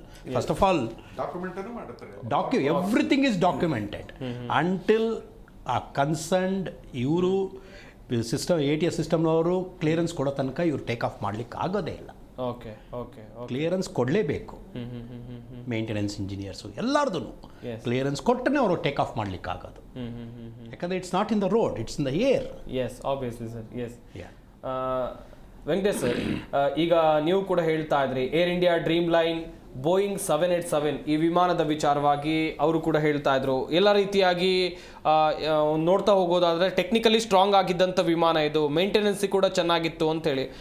But ಆ ವಿಮಾನ ದೆಹಲಿಯಿಂದ ಅಹಮದಾಬಾದ್ಗೆ ಹೋದಂಥ ಸಂದರ್ಭದಲ್ಲಿ ಒಬ್ಬ ಪ್ರಯಾಣಿಕ ಹೋಗಿದ್ದ, ಅದರಲ್ಲಿ ಒಂದಷ್ಟು ಕುಂದುಕೊರತೆಗಳು ಕಂಡು ಬಂದಿತ್ತು ಅಂತೇಳಿ ಆತ ವಿಡಿಯೋಗಳನ್ನೆಲ್ಲ ಹಾರಿಬಿಟ್ಟಿದ್ದ. ಅದು ನಿಜಾನಾ ಸರ್? ಹೇಗೆ ಏನು ಈಗ ಇಟ್ ಈಸ್ ಜಸ್ಟ್ 24 hours. ಹೌದು ಸರ್. ನಿನ್ನೆ ಆಕ್ಸಿಡೆಂಟ್ ಆದ ನಂತರ ಈಗ ಪ್ರೈಮಾ ಫೇಸಿ ನೋಡ್ಬೇಕಂತಂದ್ರೆ ಈ has mark that video for DGCA, deputy general civil aviation ಸಲುವಾಗಿ నేను ಕಳಿಸ್ತೀನಿ. ನಿಮ್ಮ ಏರ್ಕ್ರಾಫ್ಟ್ ಯಾವ ಥರ AC ಕೂಡ ವರ್ಕ್ ಆಗ್ತಾ ಇಲ್ಲ ಅಂತಕೊಂಡು ಅದೇ ಪರ್ಪಸ್ ಸಲುವಾಗಿ ರೆಕಾರ್ಡ್ ಮಾಡಿದ್ದು. ಆಮೇಲೆ ಕೆಲವೊಂದು ಫ್ಯಾಕ್ಟ್ಸ್ ಇವತ್ತು ನಾವು ಹೇಳಿದ್ದು 2 ದಿವಸ ಆದ ನಂತರ we may not be sure what we said. But ಇನ್ನೊಂದು ಏನಿದೆ ಅಂದರೆ ಪೈಲಟ್ ಈ announces landing at Ahmedabad, same pilots ಏನಂತಂದರೆ weather is normal but there will be turbulence in landing ಅಂತ. ಇದನ್ನು ಒಂದು ವರ್ಷನ್ ನಾನು ಕೇಳೀನಿ. Landing will have some turbulence. Weather clear ಇದ್ಮೇಲೆ ಲ್ಯಾಂಡಿಂಗ್ ಯಾಕೆ ಟರ್ಬುಲೆನ್ಸ್ ಬೇಕು? ಆಮೇಲೆ next flight IndiGo flight line up ಇರ್ತದೆ. ಈ ಏರ್ಕ್ರಾಫ್ಟ್ ಟೇಕ್ ಆಫ್ ಆದ ಕೂಡಲೇ ಈ ಹರ್ಡ್ ಸಮ್ ಒಂದು ಥರ sound, unusual sound. That IndiGo flight ಹೇಳ್ತಾರ, but we are not very sure. ನಾವು ಏನೇನು ಮಾಧ್ಯಮದಲ್ಲಿ ಸೋಷಿಯಲ್ ಮೀಡಿಯಾದಲ್ಲಿ ಬರ್ತದಲ್ಲ, we are just discussing for curiosity sake. ಅದು ಆಮೇಲೆ ಇಷ್ಟು ಹ್ಯೂಜ್ ಎಕ್ಸ್ಪ್ಲೋಷನ್ ಇದೇನಂತಂದರೆ ಫಸ್ಟ್ ಆಫ್ ಆಲ್ ಏರ್ಕ್ರಾಫ್ಟ್ ಈಗ ನೋಡಿ ಎಲ್ಲ ಸೇಫ್ಟಿ ನಾರ್ಮ್ಸ್ ಇವತ್ತೆಲ್ಲ ನೆನಪು ಬರ್ತದೆ. ಒಂದು ತಿಂಗಳ ನಂತರ ಮರ್ತು ಬಿಡ್ತೀವಿ to have another accident or another incident, ಚಾಹೆ ರೈಲ್ವೆ ಹೋ ಚಾಹೆ ಏರ್ಕ್ರಾಫ್ಟ್ ಹೋ. ನಾವು ಪಬ್ಲಿಕ್ ಸೀರಿಯಸ್ ಇಲ್ಲ. ಈಗ ಇವತ್ತು ಈ ಥರ ಪಬ್ಲಿಕ್ ಸೀರಿಯಸ್ ಯಾಕೆ ಇರ್ಬೇಕಂತಂದ್ರೆ ಗೌರ್ಮೆಂಟ್ ಮೇಲೆ ಕಾನ್ಸ್ಟೆಂಟ್ ಪ್ರೆಷರ್ ಇರಬೇಕು, ಏರ್ ಇಂಡಿಯಾ ಮೇಲೆ ಕಾನ್ಸ್ಟೆಂಟ್ ಪ್ರೆಷರ್ ಇರಬೇಕು. ನೀವು ಕಾಂಪನ್ಸೇಷನ್ ಸತ್ತ ನಂತರ ಒಂದು ಕಾಂಪನ್ಸೇಷನ್ ಕೊಡೋದು is not A solution. Okay, pressure ಹಾಕಲಿಲ್ಲ ಅಂದರೆ ಈಗ ಸಿವಿಲ್ ಏವಿಯೇಷನ್ ಮಿನಿಸ್ಟರ್ ಹಿಂದಿನ ಕಾಲದಲ್ಲಿ ಒಂದು ಸಣ್ಣ ರೈಲ್ವೆ ದುರ್ಘಟನೆ ಆದಾಗ ಲಾಲ್ ಬಹದ್ದೂರ್ ಶಾಸ್ತ್ರಿ ದುರ್ಘಟನೆ ಅಂದ್ರೆ ಏನು ಡಿರೇಲ್ ಆಗಿತ್ತು train. Okay, okay. But they ಮತ್ಲಬ್ ಮಾರಲಿ ರೆಸ್ಪಾನ್ಸಿಬಲ್ ತಗೊಂಡು ರಿಸೈನ್ ಮಾಡಿದ್ರಿ. ಇವತ್ತು ಯಾರು ರಿಸೈನ್ ಮಾಡ್ತಾರೆ? ಖಂಡಿತ. ಎಲ್ಲಿವರೆಗೆ ನೀವು ಇದನ್ನ ಏನಪ್ಪ ಎನಿ ಮಿಸ್ಹ್ಯಾಪ್ ಹ್ಯಾಪನ್ಸ್ ನಿಮ್ದು ಗಲ್ತಿ ಇದೆಯೋ ಇಲ್ಲೋ ವಿ ವಿಲ್ ಸ್ಯಾಕ್ ಯು ಅಂತಕ್ಕೊಂದು ಏನಾದರೂ ಒಂದು ಕಂಡೀಷನ್ ಅಟ್ಯಾಚ್ ಮಾಡಿದರೆ ದೆನ್ ಸ್ವಲ್ಪ ಏನಂತಂದ್ರೆ ಅವರು ಚೆಕ್ಸ್ ಅಂಡ್ ಬ್ಯಾಲೆನ್ಸ್ ಎಲ್ಲ ಚೆಕ್ ಮಾಡ್ತಾರೆ. ಇಲ್ದಿದ್ರೆ ಕಲಾಸ 2 ದಿವಸ ಕಂಡೋಲೆನ್ಸಸ್ ಎಕ್ಸ್ಪ್ರೆಸ್ ಮಾಡ್ತಾರೆ. ಆಮೇಲೆ ಏನಪ್ಪ we wait for another mishap to happen. ವೀಕ್ಷಕರೇ, ಇಲ್ಲಿ ಜನರು ಕೂಡ ಬುದ್ಧಿ ಕಲಿಬೇಕಾದಂತ ಅನಿವಾರ್ಯತೆ ಇದೆ. ಯಾವುದೋ ಒಂದು ದೊಡ್ಡ ದುರಂತ ಆದಂತ ಸಂದರ್ಭದಲ್ಲಿ ನೀವು ಮೃತಪಟ್ಟವರಿಗೆ, ಘಟನೆಯಲ್ಲಿ ಮೃತಪಟ್ಟವರಿಗೆ ಶ್ರದ್ಧಾಂಜಲಿ ಕೋರಿ ಸರ್ಕಾರವನ್ನ ಬೈಯೋದಲ್ಲ. ಮುಂದಿನ ಹಂತದಲ್ಲಿ ಆ ವ್ಯವಸ್ಥೆಗಳು ಸರಿಯಾಗಬೇಕು. ಅಲ್ಲಿ ತನಕ ನೀವು ಧ್ವನಿ ಎತ್ತದಂತ ಸಂದರ್ಭದಲ್ಲಿ ಇಂಥ ದುರ್ಘಟನೆಗಳು ಮತ್ತೆ ಮರುಕಳಿಸೋದಿಲ್ಲ ಅಂತ ಹೇಳ್ತಾ ಏರ್ ಇಂಡಿಯಾ ದುರಂತಕ್ಕೆ ಸಂಬಂಧಿಸಿದಂತೆ ಮಾಹಿತಿಯನ್ನ ಕೊಡ್ತಾ ಇದ್ವಿ. ಒಂದ್ ಕಡೆಯಲ್ಲಿ ಏರ್ ಇಂಡಿಯಾ ಮೇಂಟೆನೆನ್ಸ್ ಸರಿಯಾಗಿ ಆಗ್ತಾ ಇಲ್ವಾ, ಕಳಪೆ ಗುಣಮಟ್ಟ ಅಂತೇಳಿ ಒಂದಷ್ಟು ವಿಡಿಯೋಗಳು ವೈರಲ್ ಆಗಿದ್ವು. ಈ ವಿಡಿಯೋಗಳ ಅಸಲಿಯತ್ತು ಕೂಡ ಬಯಲಾಗಬೇಕಿದೆ. ಯಾಕಂತ ಹೇಳಿದ್ರೆ ಒಬ್ರಲ್ಲ ಇಬ್ರಲ್ಲ ಪ್ರಯಾಣಿಕರು 265 ಮಂದಿ ಪ್ರಾಣವನ್ನ ಕಳೆದುಕೊಳ್ತಾರೆ ಅಂತ ಹೇಳಿದ್ರೆ ಅವರ ಪ್ರಾಣದ ಜೊತೆ ಅವರ ಜೀವದ ಜೊತೆ ಯಾರಾದರೂ ಚೆಲ್ಲಾಟವಾಡುವಂತ ಕೆಲಸ ಇಲ್ಲ ಆಯ್ತಾ ಎನ್ನುವಂಥದ್ದಾಗಿ ದೊಡ್ಡ ಮಟ್ಟದ ಪ್ರಶ್ನೆಗಳು ಕೂಡ ಇರುವಂಥದ್ದು. ರಾಜಶೇಖರ್ ಕೃಷ್ಣನ್ ಅವರನ್ನ ಮಾತನಾಡಿಸ್ತಾ ಹೋಗೋಣ. ಅವರಿಂದಲೂ ಕೂಡ ಸಾಕಷ್ಟು ಮಾಹಿತಿಯನ್ನು ಪಡ್ಕೊಳ್ಬೇಕಾಗತ್ತೆ. ಸರ್, ಈಗ ಸಾಕಷ್ಟು ಜನರು ಬ್ಲ್ಯಾಕ್ ಬಾಕ್ಸ್ ನಿಂದಲೇ ಎಲ್ಲವೂ ಹೊರಬರುತ್ತೆ, ತನಿಖೆ ಆಗುತ್ತೆ ಅಂತ ಹೇಳ್ತಾ ಇದ್ದಾರೆ. ಸಾಮಾನ್ಯ ಜನರಿಗೆ ಅರ್ಥ ಆಗೋದಿಲ್ಲ ಈ ಬ್ಲ್ಯಾಕ್ ಬಾಕ್ಸ್ ಅಂದ್ರೆ ಏನು, ಇದರಲ್ಲಿ ಏನಿರುತ್ತೆ ಅಂತ ಹೇಳಿ ನಮ್ಮ ವೀಕ್ಷಕರಿಗೆ ಎಕ್ಸ್ಪ್ಲೈನ್ ಮಾಡ್ತಾ ಹೋಗೋದಾದ್ರೆ. ಸರ್, ಸಿಂಪಲ್ ಲ್ಯಾಂಗ್ವೇಜ್ ಅಲ್ಲಿ ಹೇಳಬೇಕು ಅಂತ, ಲೆಟ್ ಅಸ್ ಟೇಕ್ ಒಂದು ಹಾಸ್ಪಿಟಲ್ ಕೇಸ್. ಒಂದು ಸಿಂಪಲ್ ಹಾಸ್ಪಿಟಲ್ ಕೇಸ್. ನಾವು ಎಮರ್ಜೆನ್ಸಿ ಎಂಟ್ರಿ ಆದಾಗಿಂದ ಎಕ್ಸಿಟ್ ಆಗೋವರೆಗೂ ನಡೀತಕ್ಕಂಥ ಎಲ್ಲ ಆಕ್ಟಿವಿಟೀಸ್ನ ರೆಕಾರ್ಡ್ ಮಾಡ್ತಾ ಹೋಗ್ತಾ ಇರ್ತಾರೆ. ಅದೇ ರೀತಿ black box is nothing but N automated system. ಅದು ಸರ್ ಹೇಳ್ದಂಗೆ it is not in a black in colour, it is in different colour. ಅದು ಏನಕ್ಕೆ ಬ್ಲ್ಯಾಕ್ ಬಾಕ್ಸ್ ಅಂತ ಕರೆದ್ರೂ ಗೊತ್ತಿಲ್ಲ ನಮ್ಗೆ ಇದುವರೆಗೂ. ಬಟ್ ಅದ್ರಲ್ಲಿ ಏನು ಅಂತಂದರೆ ಇನ್ಕ್ಲೂಡಿಂಗ್ ಪೈಲಟ್ ಒಳಗಡೆ ಮಾತಾಡ್ಕೊಂತಿದ್ರು ರೆಕಾರ್ಡ್ ಆಗ್ತಾ ಇರುತ್ತೆ. ದ ಕಾಕ್ಪಿಟ್ ಅಲ್ಲಿ ಏನು ನಡೀತಾ ಇದ್ರು ರೆಕಾರ್ಡ್ ಆಗುತ್ತೆ. ಅಲ್ಲಿ ಏನೇ ಒಂದು ಸ್ವಿಚ್ ಡಿಸ್ಮ್ಯಾಂಟಲ್ ಮಾಡಿದ್ರು ರೆಕಾರ್ಡ್ ಆಗ್ತಾ ಇರುತ್ತೆ. Every minute things will get recorded. Every minute things micro seconds ಅಲ್ಲಿ ರೆಕಾರ್ಡ್ ಆಗ್ತಾ ಇರುತ್ತೆ. ಅದಕ್ಕೆ ಅದರಲ್ಲಿ ಏನು ಅಂತಂದರೆ ಎಲ್ಲ ಥರ ಮಾಹಿತಿ ಸಿಗುತ್ತೆ. ಎಲ್ಲ ಥರ ಮಾಹಿತಿ ಬೈ ಚಾನ್ಸ್ ಸಾರ್ ಹೇಳ್ದಾಗೆ ವಾಟ್ ಇಸ್ ದಟ್ ಟೇಕ್ ಆಫಾ ಇಲ್ಲ ಫ್ಲಾಪಾ, ಅದು ಬೈ ಮಿಸ್ಟೇಕ್ ಅವ್ರು ಮಾಡಿದಾರಾ ಅಂತೆಲ್ಲ ಅಲ್ಲಿ ಗೊತ್ತಾಗುತ್ತೆ. If it is a pilot's mistake done there, Boeing will be penalized. That pilots will be penalized. Penalize ಮಾಡಿ ಏನು ಮಾಡ್ತಾರೆ? ಈಗ ಏನು ಮಾಡ್ತಾರೆ? ಜೀವಗಳು ಹೋಗಿದ್ದಾಯ್ತು. ಸೊ ಆದರೂ ದಿಸ್ ಬ್ಲ್ಯಾಕ್ ಬಾಕ್ಸ್ ಅಂತ ಏನು ಅಂತ ಕೇಳಿದಕ್ಕೋಸ್ಕರ ಹೇಳ್ತಾ ಇದ್ದೀನಿ. It is a where everything ನಮ್ಮ ಮೈಂಡ್ ಅಲ್ಲಿ ಹೆಂಗೆ ರೆಕಾರ್ಡ್ ಆಗ್ತಾ ಇರುತ್ತೋ ಅದೇ ರೀತಿ ನಮ್ಮ ನ್ಯೂರಲ್ಸ್ನ ಫಾಸ್ಟಾಗಿ ಓಡ್ತಾ ಇರುತ್ತೆ ಅಲ್ಲಿ. ಒಳ್ಳೆ ಬ್ಯೂಟಿಫುಲ್ ಆಗಿ ರೆಕಾರ್ಡ್ ಆಗಿರುತ್ತೆ ಎಲ್ಲ. Everything will be recorded. ಒಂದು ಸೈಡು ಕಮ್ಯುನಿಕೇಶನ್ ನೀವು ಏನು ಬಿಟ್ಟು ಮಾಡ್ತೀರಿ ಅದು ರೆಕಾರ್ಡ್ ಆಗ್ತದೆ. ನೆಕ್ಸ್ಟ್ ಅಲ್ಲಿ ಮಷೀನ್ ಏನಿರ್ತದೆ ಕಾಕ್ಪಿಟದಲ್ಲಿ, ಮಷೀನ್ ರೀಡಿಂಗ್ಸ್ ನೀವೇನೇನು ಆಪರೇಟ್ ಮಾಡ್ತೀರಿ that will be recorded. So by chance ನೀವು ಏನಾದರೂ ರಾಂಗ್ ಮಷಿನರಿ ಯೂಸ್ ಆಗಿತ್ತಂದ್ರೆ it shows in black box. Pilot ಈಗ ತಪ್ಪಾಗಿ ಆಪರೇಟ್ ಮಾಡಿದ್ರು, ತಪ್ಪಾಗಿ ಬೈ ಮಿಸ್ಟೇಕ್ ಅಥವಾ ಏನ ಮಾಡಿ ಎನಿಥಿಂಗ್ ಅದು ಏನೇನು ಮಷಿನರಿ ಆಪರೇಟ್ ಮಾಡ್ತಾರ ಪ್ಲಸ್ ವಾಟ್ ಎವರ್ ಕಮ್ಯುನಿಕೇಶನ್ ಏನೇನು ಮಾತಾಡ್ತಾರ everything will be recorded. So ಹಾಗಾಗಿ ಬ್ಲ್ಯಾಕ್ ಬಾಕ್ಸಿಂದ ನಿಮಗೆ ಕಂಪ್ಲೀಟ್ ವೈ ದಿಸ್ ಹ್ಯಾಪೆಂಡ್ ಅನ್ನೋದು ಓಪನ್ ಮಾಡಿ ಅದರ ಡಾಟಾ ಫುಲ್ ತೆಗೆದಾಗೆ ಗೊತ್ತಾಗೋದು. ಸರ್, ಮತ್ತೊಂದು ಪ್ರಶ್ನೆ. ಈಗ ಒಂದು ವಿಮಾನ ಟೇಕ್ ಆಫ್ ಆಗೋಕ್ಕಿಂತ ಮುಂಚಿತವಾಗಿ ಪೈಲಟ್ ಆಗಿರಬಹುದು ಅಥವಾ ಕ್ಯಾಬಿನ್ ಕ್ರೂ ಆಗಿರಬಹುದು, ಅಲ್ಲಿನ ಸಿಬ್ಬಂದಿ ಆಗಿರಬಹುದು, ಯಾವೆಲ್ಲ ಪ್ರೊಸೀಜರ್ಗಳನ್ನು ಫಾಲೋ ಮಾಡಬೇಕಾಗತ್ತೆ ಸರ್? ಕ್ಯಾಬಿನ್ ಕ್ರೂ ಕಡೆ ತೊಗೊಂಡ್ರೆ ಯು ನೋ ವೆರಿ ವೆಲ್ ಎಲ್ಲ ಬೇಕಾಗಿರೋ items, next number of hours ಜರ್ನಿಗೆ ಎಲ್ಲ ಬೇಕಾಗಿರೋದೆಲ್ಲ ಇದೆಯಾ ಅಂತ ಕ್ಯಾಬಿನ್ ಕ್ರೂ ನೋಡ್ಕೋಬೇಕಾಗುತ್ತೆ. ಅದೇ ರೀತಿ ಪೈಲಟ್ಸ್ ಕಡೆಯಿಂದ ಈ ಇಷ್ಟು ಅವರ್ಸ್ ಜರ್ನಿ ಇರೋದ್ರಿಂದ ಬ್ಯಾಕಪ್ ಫ್ಯೂಯಲ್ ಇದೆಯಾ, ಫ್ಯೂಯಲ್ ಕಂಪ್ಲೀಟ್ ಆಗಿದೆಯಾ, ವಾಟ್ ಇಸ್ ದ ಬ್ಯಾಕಪ್ ಇದಿದೆ, ಆಮೇಲೆ ವಿಂಗ್ಸ್ ಓಪನ್ ಆಗೋದೆಲ್ಲ ಕರೆಕ್ಟ್ ಆಗಿದೆಯಾ ಅಂತ ಚೆಕ್ ಮಾಡ್ಕೋತೀವಿ. ನೀವು ಬೇಕಾದ್ರೆ ಫ್ಲೈಟ್ ಟೇಕ್ ಆಫ್ ಆಗೋಕ್ಕೆ ಮೊದಲು you could hear such sound ಅಂತ ಓಪನ್ ಆಗುತ್ತೆ, ಫ್ಲಾಪ್ಸ್ ಕ್ಲೋಸ್ ಆಗುತ್ತೆ, ಆಮೇಲೆ ಅವೆಲ್ಲ ಚೆಕ್ ಮಾಡ್ಕೋತಾರೆ. ಬಟ್ ಇವೆಲ್ಲ ಚೆಕ್ ಮಾಡ್ಕೊಂಡೆ ಅವ್ರು ಮೂವ್ ಆಗೋದು. ಅವರು ಎಲ್ಲ ಎಂಡ್ ಟು ಎಂಡ್ ಚೆಕ್ ಮಾಡಲೇಬೇಕು. ಚೆಕ್ ಮಾಡಿ authenticated, approved, I am ready to take off ಅನ್ನೋ ತನಕ ಟೇಕ್ ಆಫ್ ಆಗೋ ಚಾನ್ಸೇ ಇಲ್ಲ. Okay okay okay he has to put a seal, pilot is confident, I am driving ಅನ್ನೋ ತನಕನೂ he cannot take off. Yes yes, ಅದು ಇವ್ರು ATS ಸಿಸ್ಟಮ್ಗೆ ಹೋಗ್ಬೇಕದು. ಇದೆಲ್ಲಾನು ನಾನು ಇಷ್ಟೊತ್ತು ಏನು ಹೇಳಿದ್ದೀನಲ್ಲ, ಇದೆಲ್ಲನೂ ಬ್ಲ್ಯಾಕ್ ಬಾಕ್ಸಲ್ಲಿ ರೆಕಾರ್ಡ್ ಆಗಿರುತ್ತೆ. ಓಕೆ ಓಕೆ, ಬ್ಲ್ಯಾಕ್ ಬಾಕ್ಸು ಪರ್ಫೆಕ್ಟಾಗಿ ರೆಕಾರ್ಡ್ ಆದಮೇಲೆ ಇವ್ರು ಟೇಕ್ ಆಫ್ ಮಾಡೋಕ್ಕಾಗೋದು. ಹೀಗೆ. ಎಸ್ ವೆಂಕಟೇಶ್ ಸರ್, ಈಗ ಜನಸಾಮಾನ್ಯರು ಬುದ್ಧಿ ಯೋಚನೆ ಮಾಡಬೇಕಾಗಿರೋದು ಸಿಕ್ಕಾಪಟ್ಟೆ ಇದೆ. ಯಾವುದೋ ಒಂದು ದುರಂತ ಆಯಿತು, ಮರೆತು ಬಿಡ್ತಾರೆ, ಒಂದು 2-3 ದಿವಸ ನೆನ್ಪಿಟ್ಕೊಳ್ತಾರೆ, ಮರೆತು ಬಿಡ್ತಾರೆ. ದೇಶದಲ್ಲಿ ಆಗಿರುವಂಥ ವಿಮಾನ ದುರಂತಗಳ ಪಟ್ಟಿಯನ್ನು ಕೂಡ ನಾನು ಹೇಳ್ತಾ ಇದ್ದೆ. ನಮ್ಮ ರಾಜ್ಯದಲ್ಲಿ ಎಷ್ಟಾಗಿದೆ, ಹೊರ ರಾಜ್ಯಗಳಲ್ಲಿ ಎಷ್ಟಾಗಿದೆ. ಜನ ಬುದ್ಧಿ ಕಲ್ತಿಲ್ವಾ ಸರ್? ಇಷ್ಟೆಲ್ಲ ಆದರೂ ಕೂಡ ಸರ್ಕಾರಕ್ಕೆ ಎಚ್ಚೆತ್ತುಕೊಳ್ಳುವಂಥ ಕೆಲಸ ಸರ್ಕಾರ ಮಾಡ್ತಾ ಇಲ್ವಾ? ಯಾರ್ದು ತಪ್ಪು ಸರ್ ಇಲ್ಲಿ? ತಪ್ಪು ನಮ್ಗೆ ಏನಪ್ಪ ಅಂದರೆ ಫಸ್ಟ್ಲಿ ಪಬ್ಲಿಕ್ ಅವೇರ್ನೆಸ್ ಆಗಬೇಕು. ಯಾಕಂದರೆ today don't mourn the deaths of other people. ನಾಳೆ ನೀವು ಅದೇ ಪೊಸಿಷನ್ದಲ್ಲಿ ಬರ್ತಾರೆ. If the country civil aviation doesn't wake up, ಅವ್ರು ಏನಾದರೂ ಎಚ್ಚರಿಕೆ ಆಗಲಿಲ್ಲ ಅಂತಂದರೆ ನಾಳೆ ನೀನು ಅದೇ ಫೀಲ್ಡ್ದಲ್ಲಿ ಏನಪ್ಪ ಅಂದರೆ ಈ ಸೀನ್ ಇದು ಮಾಡ್ತೀವಿ.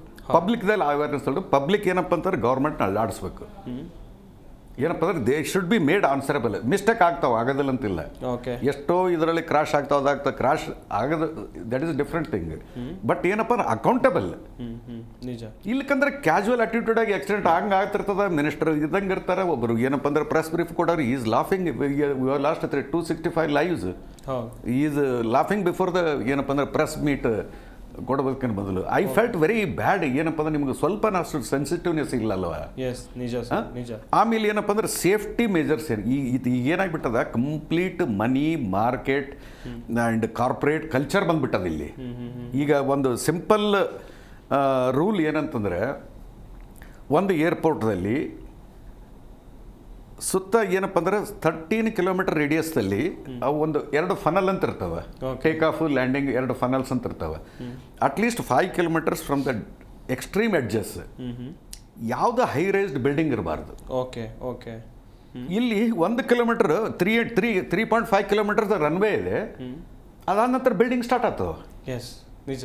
ಫಾರ್ ಎಕ್ಸಾಂಪಲ್ ಆ ಬಿಲ್ಡಿಂಗ್ ಇದ್ದಿದ್ದಲ್ಲ ಅಂದ್ರೆ ಕ್ರಾಶ್ ಅಲ್ಲೇ ಆಗ್ತಿತ್ತು. ಓಕೆ. ಬಟ್ ಆ ಸ್ಟೂಡೆಂಟ್ಸ್ ಸಾಯ್ತಿದ್ದಿಲ್ಲ. ನಿಜ ನಿಜ. ಸೊ ಈ ಸ್ಟ್ರಕ್ಚರ್ ಏನಿರ್ತದಲ್ಲಿ ಯಾವಾಗಲೂ ಪೈಲಟು ಏನಪ್ಪ ಅಂದರೆ ಕ್ರಾಶ್ ಲ್ಯಾಂಡಿಂಗ್ ಮಾಡಲೇಬೇಕಂತಂದ್ರೆ you will try to look for Hudson case. ನೋಡ್ರಿ, ಹಡ್ಸನ್ ಒಂದು famous bird hit case. 2 engine fail ಆದದ್ದು incident. 2 engine flamed out because of bird hit. ಸಮುದ್ರದ ಮೇಲಿದ್ದ, he landed on the sea. Okay. ಎಲ್ಲ passengers safe ಆಗಿ ಹೊರಗೆ. So ಅದು ಇದರ ಮೇಲೆ ಒಂದು ಮೂವಿ ಕೂಡ ಆಗಿದೆ. ಎಷ್ಟು ಫೈನ್ ಒಂದು ಪೈಲಟ್ ಏನಂತಂದ್ರೆ, pilot even if is gone to die also you will try to avoid collateral damage. ನೀವು ಮನೋವರ್ ಆ ಟೈಪ್ ಈ ಟೈಪ್ ತಗೊಂಡು ಯಾವ್ದಾನ grass land. Morarji Desai prime minister 1 kilometre before runway crash ಆಯ್ತು ಅಸ್ಸಾಂದಲ್ಲಿ. So pilots will do their best. But ಇದು buildings ನಿಮ್ಮ ಮುಂದೆ ಏನಪ್ಪ high raised buildings, extensive construction ಇದು ಬಂದ ನಂತರ ಮತ್ತೆ ಅವ್ರಿಗೆ ಏನಂತಂದ್ರೆ ತ್ರಾಸ ಆಗ್ತದಿಲ್ಲ. ಹೌದು. ಸೊ ಈ ಬೇಸಿಕ್ ನಾರ್ಮ್ಸ್, ಏವಿಯೇಷನ್ ನಾರ್ಮ್ಸ್ ಅಂತ ಏನಿರ್ತಾವಲ್ಲ, ಅವನ್ನ ಏನಪ್ಪ ಅಂದ್ರೆ we have to demand from the country civil aviation ministry. ನಾಳೆ ನೀವು ಫ್ಲೈಟ್ನಾಗಲೇ ಟ್ರಾವೆಲ್ ಮಾಡಬೇಕಾದ್ರೆ ನೀವು ಪರ್ಫ್ಯೂಮ್ ತೊಗೊಂಡು ಹೋಗಂಗಿಲ್ಲ. ಯಾಕಂದ್ರೆ it is a serious flight hazard ಅಂತ ಹೇಳ್ತಾರೆ. ಲೈಟರ್ ತಗೊಂಡೋದು ನಾವು ಸ್ಮೋಕರ್ಸ್ ಲಾಸ್ಟ್ ಟೈಮ್ ಒಂದು ಲೈಟರ್ ತಗೊಂಡು ನಮ್ಮ ಪಾಕೆಟ್ನಲ್ಲಿ ಇದ್ದಿದ್ದಿಲ್ಲ, ಕಾರ್ಗೋದಲ್ಲಿ ಹೋಗ್ತಕ್ಕಂಥ ಬ್ಯಾಗೇಜ್ದಲ್ಲಿ ಇದ್ರೂ ಅಲೋ ಮಾಡಲಿಲ್ಲ. ಆಮೇಲೆ ಸೀಸರ್ಸ್ ಅವು ಇವು ನಮ್ಮ ಕಡೆಯಿಂದ ಸೇಫ್ಟಿ ನೀವು ಎಲ್ಲ ಏನಪ್ಪ ಅಂದ್ರೆ ಫುಲ್ಫಿಲ್ ಮಾಡ್ಕೋತೀರಿ. ನಿಮ್ಮ ಕಡೆಯಿಂದ ಸೇಫ್ಟಿ ನಮ್ಗೆ ಏನು ರಿಟರ್ನ್ ಮಾಡ್ತಾರೆ? ಖಂಡಿತ ಕೇಳಲೇಬೇಕಾಗುತ್ತೆ. ಹೌದಲ್ಲ? ಹೌದು. ಇವೆಲ್ಲ ಏನಪ್ಪ ಒಬ್ಬ ಸೀಸರ್ ಇಂದ you are not going to murder somebody, but it is a flight safety ಸಲುವಾಗಿ you are not allowing fine. ನಮ್ಮ ಕಡೆಯಿಂದ ಏನೇನು ಆಗಬೇಕು ನೀವು you are getting it done. Helmet ಧರಿಸಲಿಲ್ಲಪ್ಪ ಅಂದ್ರೆ ಪೆನಾಲ್ಟಿ, ಓವರ್ ಸ್ಪೀಡಿಂಗ್ ಅಂದ್ರೆ ಪೆನಾಲ್ಟಿ. ನೀವು ಲೇಟ್ ಆಗಿ ಬಂದ್ರಪ್ಪ ಅಂದ್ರೆ flight 30 minutes before boarding closes. ನೀವೆಲ್ಲ ನಮ್ಮ ಕಡೆಯಿಂದ ಇಂಪ್ಲಿಮೆಂಟ್ ಮಾಡಿಸ್ತಿದ್ದೀರಿ. ಯಾಕಂದ್ರೆ ರೂಲ್ಸ್ ನಿಮಗೂ ಬಲಿವಶ ಆಗೋರು ನಾವು. ಈಗ ನಾವು ಕೇಳ್ತೀವಿ ನಿಮಗೆ, ಈಗ ಏನು ಇವೆಲ್ಲ ಸೇಫ್ಟಿ ನಾರ್ಮ್ಸ್ ಅಂತ ಏನಿದೆಯಲ್ಲ, ವೈ ಆರ್ ನಾಟ್ ಫಾಲೋಡ್. ನಮ್ಮ ಕೋಚಿಂದ ಒಂದು ಆಕ್ಸಿಡೆಂಟ್ ಆಯ್ತಲ್ಲ, ಅಲ್ಲಿ ನೋಡ್ಬೇಕಾದ್ರೆ 2 ರೌಂಡ್ ಯಾವಾಗ ಅವನಿಗೆ ಪೈಲಟ್ಗೆ ಏನಪ್ಪ ಅಂದ್ರೆ ಟೇಕ್ ರೌಂಡ್ ಆ್ಯಂಡ್ ಲ್ಯಾಂಡ್ ಅಂತ ಹೇಳಿದ್ರೆ, 2 ರೌಂಡ್ ಆದ ನಂತರ automatically you should have given him alternate airfield. ಅವತ್ತು ಕೊಯಂಬತ್ತೂರು ಖಾಲಿ ಇತ್ತು, ವೆದರ್ ಕರೆಕ್ಟ್ ಇತ್ತು.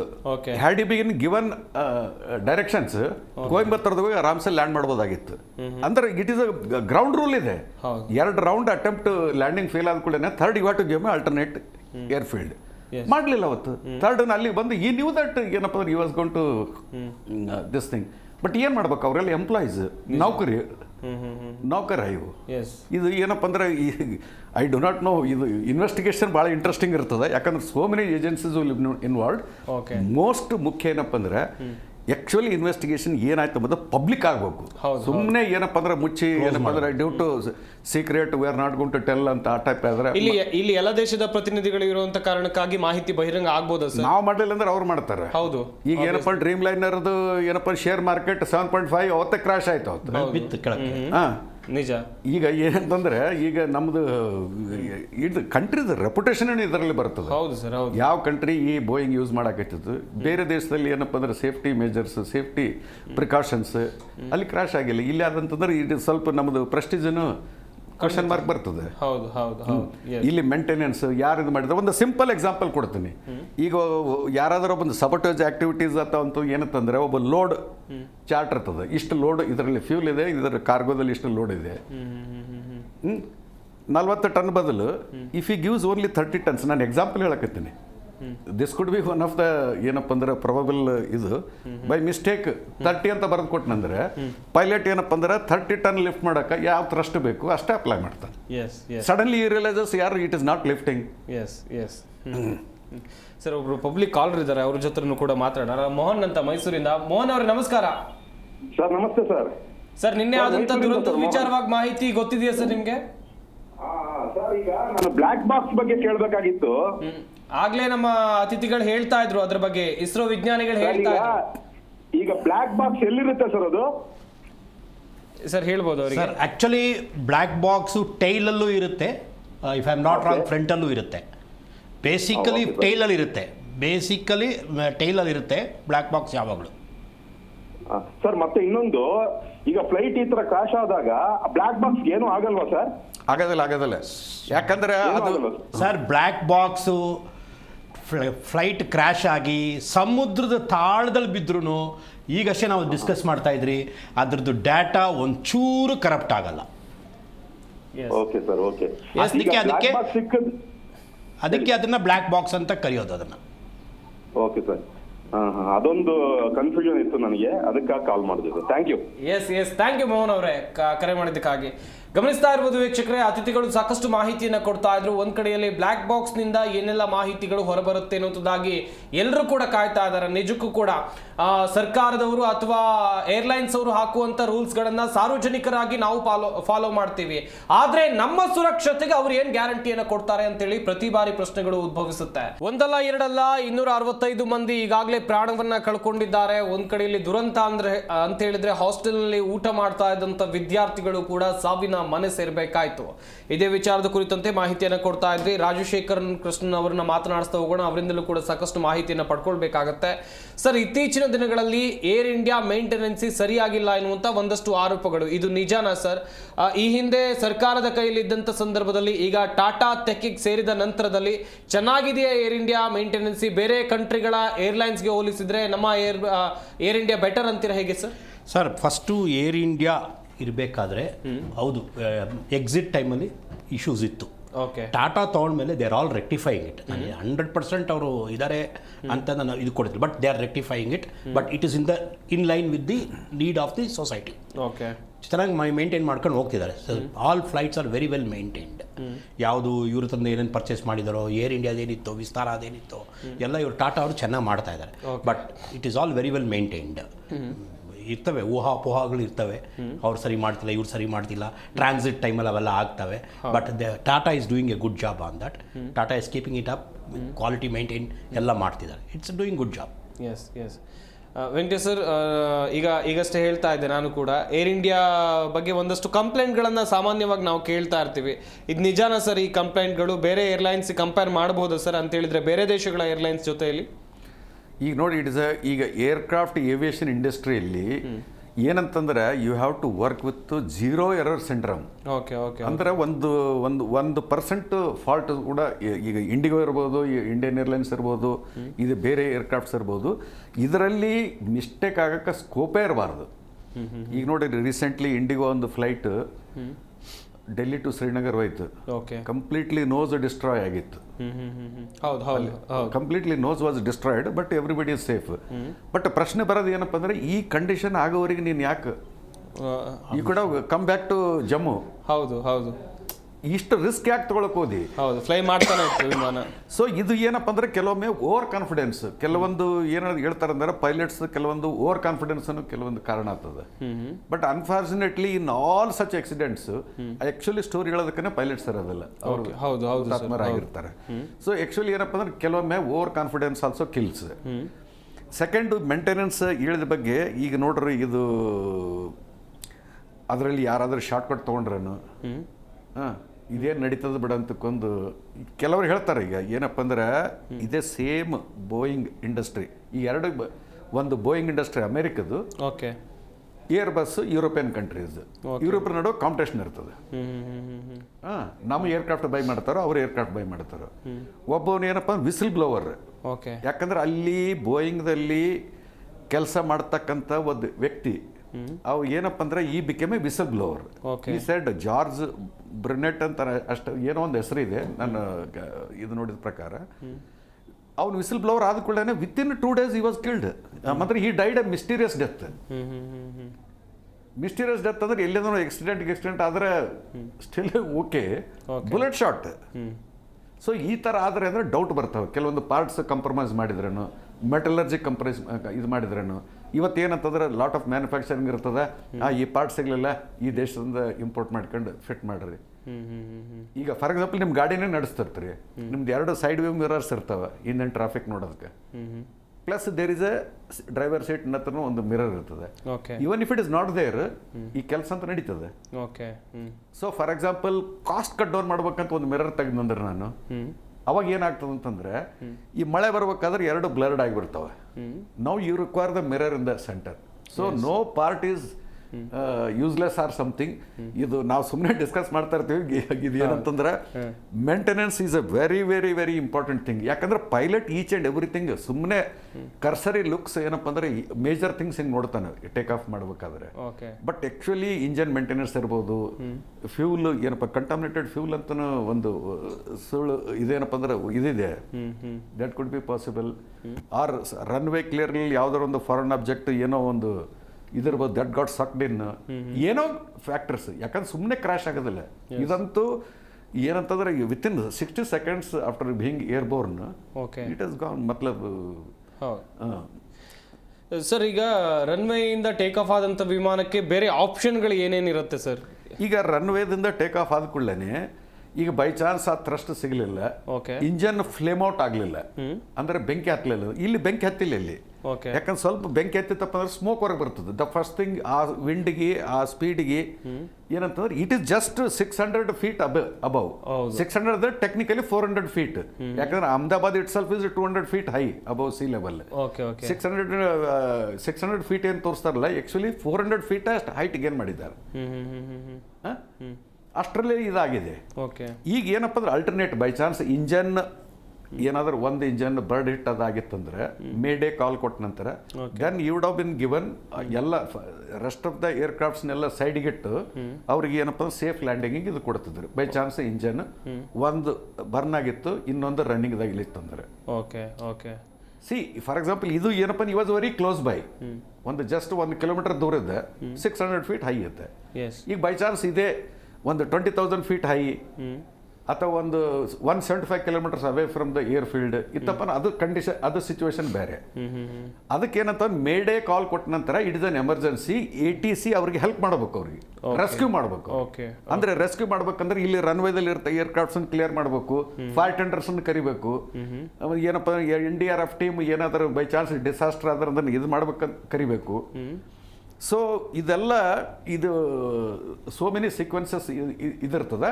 ಬಟ್ ಅದು ರಿಟ್ರೀವ್ ಯಾಕಂದ್ರೆ ಸೇಫ್ ಲ್ಯಾಂಡ್, ಎಷ್ಟೋ ಸಲ ಕ್ರಾಶ್ ಲ್ಯಾಂಡಿಂಗ್ ಅಂತ ಹೇಳ್ತಾರೆ ನೋಡ್ರಿ. Some call is there, some emergency there, they crash landing. All crash landing are potential accidents like this. ಹೌದು, ಕ್ರಾಶ್ ಲ್ಯಾಂಡಿಂಗ್ ಅಂದ್ರೆ ಜಸ್ಟ್ ಸೇವ್ ಆದ್ರೆ ಹೊತ್ತು, otherwise it could have been fatal air crash. Yes yes, ಗಮನಿಸ್ತಾ ಇರ್ಬೋದು ವೀಕ್ಷಕರೇ, ಸಾಕಷ್ಟು ವಿಚಾರಗಳ ಕುರಿತು ಕರ್ನಲ್ ವೆಂಕಟೇಶ್ ನಾಯ್ಕ್ ಅವರು ಮಾಹಿತಿಯನ್ನು ಕೊಡ್ತಾ ಇದ್ರು. ಈ ಕ್ರಾಶ್ ಲ್ಯಾಂಡಿಂಗ್ ಅಂತೇಳಿದ್ರೆ ಏನು, ಅಥವಾ ಟೇಕ್ ಆಫ್ ಆದಂಥ ವಿಮಾನದಲ್ಲಿ ಯಾವೆಲ್ಲ ಆಪ್ಷನ್ಗಳು ಪೈಲಟಿಗೆ ಇದ್ದಿತ್ತು ಎನ್ನುವುದಾಗಿ ರಾಜಶೇಖರ ಕೃಷ್ಣನ್ ಅವರನ್ನ ಮಾತನಾಡಿಸ್ತಾ ಹೋಗೋಣ. ಸರ್, ದುರಂತದ ವಿಚಾರವಾಗಿ ನೀವು ಕೂಡ ಸಾಕಷ್ಟು ಮಾಹಿತಿಯನ್ನು ಕೊಡ್ತಾ ಇದ್ರಿ. ಹಾಗೆಯೇ ಏರ್ ಇಂಡಿಯಾ ನಿರ್ವಹಣೆ ಕುರಿತಾಗಿಯೂ ಕೂಡ ನಾವು ಮಾತನಾಡ್ತಾ ಇದ್ವಿ. ಪೈಲಟಿಗಿದ್ದಂಥ ಕೊನೆಯ ಆಪ್ಷನ್ಗಳು ಏನೇನು ಸರ್, ಏನೇನು ಇತ್ತು, ಇಂಥ ಸಂದರ್ಭದಲ್ಲಿ ಏನೆಲ್ಲ ಇರುತ್ತೆ ಸರ್? ಇಲ್ಲಿರೋ ಸಿಚುವೇಶನ್ ನೋಡಿದ್ರೆ is helpless. Yes, is totally helpless. ಯಾಕಂದರೆ ಫಸ್ಟ್ ಆಫ್ ಆಲ್ ಮೇಡೆಯಲ್ಲಿ ಹೆಲ್ಪ್ ಕೇಳಿದ್ದಾರೆ. ಮೇಡೆ ಕಮಾಂಡ್ ಹೋಗಿದ್ಯೋ ಇಲ್ಲೋ ಗೊತ್ತಿಲ್ಲ, ಅವನಿಗೆ ಇಂಜಿನ್ ಇಲ್ಲ, ಕೈಯಲ್ಲಿ ಇಲ್ಲ, nothing is in is control. Yes, ಏನು ಮಾಡ್ತೀರಾ ಹಾಗಿದ್ರೆ? ಸೊ ಈ ಅಷ್ಟು ಕೈ ಬಿಟ್ಬಿಟ್ಟಿದ್ದಾನೆ ಅಷ್ಟೇ. ಲ್ಯಾಂಡ್ ಆಗಿದೆ, ಫ್ಯೂಲ್ ಜಾಸ್ತಿ ಇರೋದ್ರಿಂದ ಬರ್ಸ್ಟ್ ಆಗಿದೆ. ಇದೇ ಸರ್ ಹೇಳ್ದಂಗೆ ಹೈ ಲೆವೆಲ್ ಆಲ್ಟಿಟ್ಯೂಡಲ್ಲಿ ಹೋಗಿ ಈ ಥರ ಆಗಿದ್ದಿದ್ರೆ ಮೋಸ್ಟ್ ಪ್ರಾಬ್ಲಿ ಇಷ್ಟು ಬರ್ನ್ ಆಗ್ತಿರ್ಲಿಲ್ಲ ಅನ್ಸುತ್ತೆ. ಬೇರೆ ಎಲ್ಲಾದರೂ ಎಲ್ಲೋ ಬಿದ್ದಿರ್ಬೋದು. ಬಟ್ ಏರ್ ಇಂಡಿಯಾದಲ್ಲಿ ಇದು ಸಾಕಷ್ಟು ಮೇಂಟೆನೆನ್ಸ್ ಪ್ರಾಬ್ಲಮ್ಸ್ ಆಗಲಿ, ಅವ್ರ ಸರ್ವಿಸಸ್ ಆಗಲಿ, ಮೊದಲಿಂದ ನಾವು ಸ್ವಲ್ಪ ಡೆಫಿಷಿಯನ್ಸೀಸ್ ಕೇಳ್ಕೊಳ್ತಾ ಬಂದೀವಿ. ನಾವು ನಾರ್ತ್ ಈಸ್ಟಲ್ಲಿ ಸರ್ವಿಸ್ ಮಾಡಬೇಕಾದ್ರೆ ATR ಅಂತ ಸ್ಮಾಲ್ ಏರ್ಕ್ರಾಫ್ಟ್, ಒಂದು 50 ಸೀಟರ್ ಏರ್ಕ್ರಾಫ್ಟ್ ಇರ್ತದೆ, ಎಲ್ಲ ಏರ್ ಇಂಡಿಯಾದವು. ನಾವು ಫ್ಲೈ ಮಾಡ್ಬೇಕಾದ್ರೆ ಒಂದ್ಸಲ ನೋಡಿದ್ವಿ. ಈ ಅಟ್ಲೀಸ್ಟ್ ಒನ್ ವೈಸ್ ಥಿಂಗ್ ಏನಂತಂದ್ರೆ ಅವ್ರು ಏನು ಮಾಡಿದ್ರು, ಸಿಲ್ಚರ್ಗೆ ಲ್ಯಾಂಡ್ ಆಗಬೇಕಾಗಿತ್ತು. ಡ್ಯೂ ಟು ಬ್ಯಾಡ್ ವೆದರ್ ಅಲ್ಲಿ ಆಗಲಿಲ್ಲ. ಮತ್ತು he went Guwahati to land, ಗೌಹಾಟಿಯಲ್ಲಿ ಲ್ಯಾಂಡ್ ಮಾಡೋಕ್ಕಾಗಲಿಲ್ಲ. At least after 2 hours of flight he came back to Calcutta. ಎಲ್ಲಿಂದ ಸ್ಟಾರ್ಟ್ ಮಾಡಿದ್ದೆ ಅಲ್ಲಿಗೆ ಬಂದು ಲ್ಯಾಂಡ್ ಮಾಡಿದ. That is fair enough. ನಮ್ಮದು 2 hours ಹೋಯ್ತು, ಬಟ್ ಅಟ್ಲೀಸ್ಟ್ ಇದು ಬ್ರಾಟ್ ಅದೇ ಅಲ್ಲಿ ಲ್ಯಾಂಡ್ ಅಂತ ತಿಳ್ಕೊಂಡು ಏನಾದರೂ ಇದು ಮಾಡಿದಂದ್ರೆ. ಬಟ್ ನೆಕ್ಸ್ಟ್ ಪೈಲಟ್ ಏನು ಬಂದಲ್ಲ, he was experienced and weather was almost same, but he landed.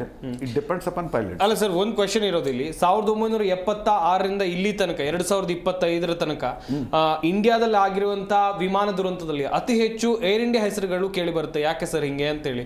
ಎಲ್ಲೋ ಒಂದೆರಡು ಫ್ಲೈಟ್ಗಳು ಬೇರೆ ದೇಶದ್ದು ಅಥವಾ ಬೇರೆ ಕಂಪನಿಗಳಿಗೆ ಸೇರಿದಂಥ ವಿಮಾನಗಳು, ಅದನ್ನೆಲ್ಲ ಹೊರತುಪಡಿಸಿದ್ರೆ ಎಲ್ಲವೂ ಕೂಡ ಏರ್ ಇಂಡಿಯಾಕ್ಕೆ ಸೇರಿದ್ದಲ್ಲ ಸರ್? ಅಲ್ಲ, ನಮ್ಮ ಏವಿಯೇಷನ್ ಇಂಡಸ್ಟ್ರಿ ಸ್ಟಾರ್ಟ್ ಆದದ್ದೇ ಏರ್ ಇಂಡಿಯಾ. ಸೊ ಇವೆಲ್ಲ ಪ್ರೈವೇಟ್ ಪ್ಲೇವರ್ಸ್ ಜಸ್ಟ್ ಒಂದು 10, 20, 15 years ಬ್ಯಾಕ್ ಬಂದವರು.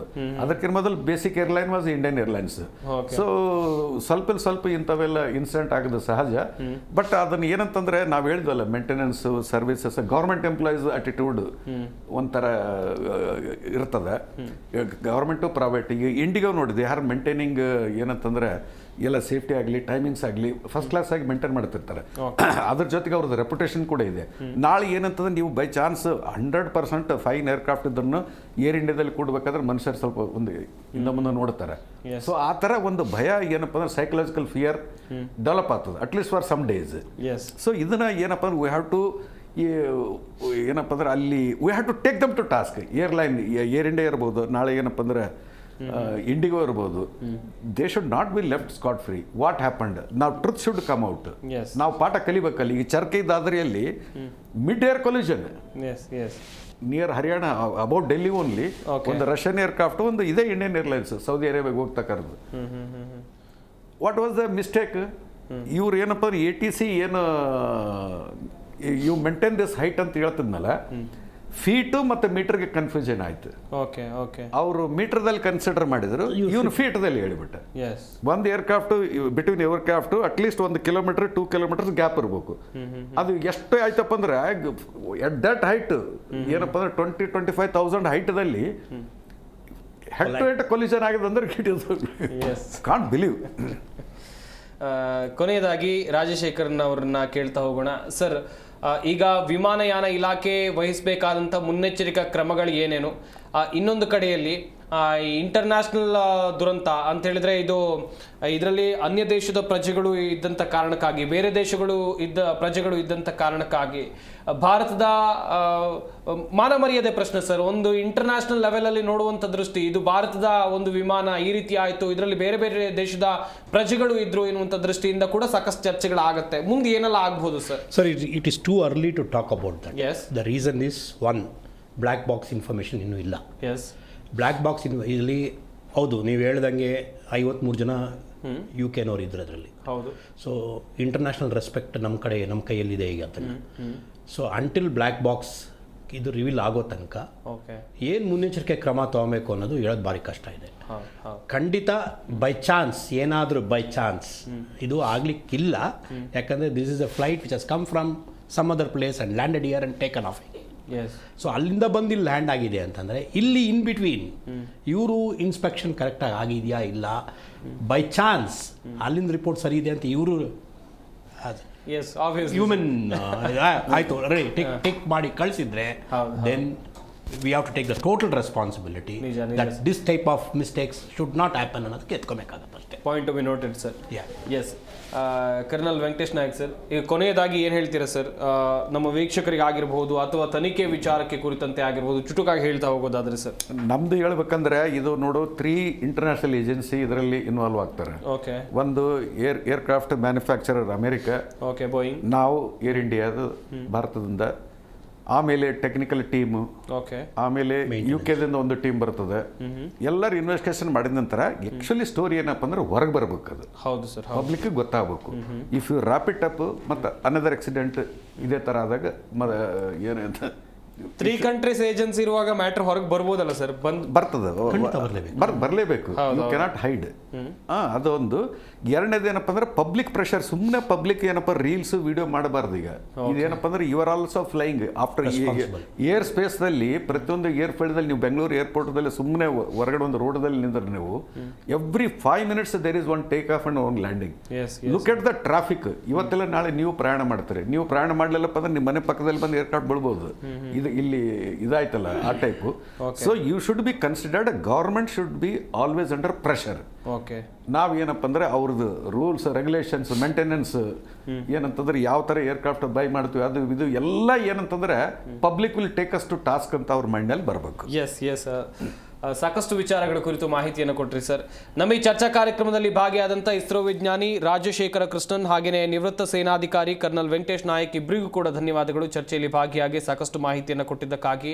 ಒಂದು ಕಡೆಯಲ್ಲಿ ಈ ದುರ್ಘಟನೆ ಆಗೋ ಕಾರಣ ಏನು ಅದು ಗೊತ್ತಾಗಬೇಕು, ಇನ್ನೊಂದು ಕಡೆಯಲ್ಲಿ ಇಲ್ಲಿ ಯಾವೆಲ್ಲ ಏಜೆನ್ಸಿಗಳು ತನಿಖೆಯನ್ನು ಮಾಡಿ ಯಾವುದೇ ಘಟನೆ ಆಗಲಿ, ಇಲ್ಲಿ ಮೃತಪಟ್ಟಿರೋರು 265 ಮಂದಿ ಆಗಿರೋದ್ರಿಂದ ಯಾವುದೇ ಕಾರಣಕ್ಕೂ ಈ ಘಟನೆಗೆ ಕಾರಣ ಏನು ಅನ್ನೋದನ್ನು ಮುಚ್ಚಿಡುವಂಥ ಕೆಲಸ ಆಗಬಾರ್ದು.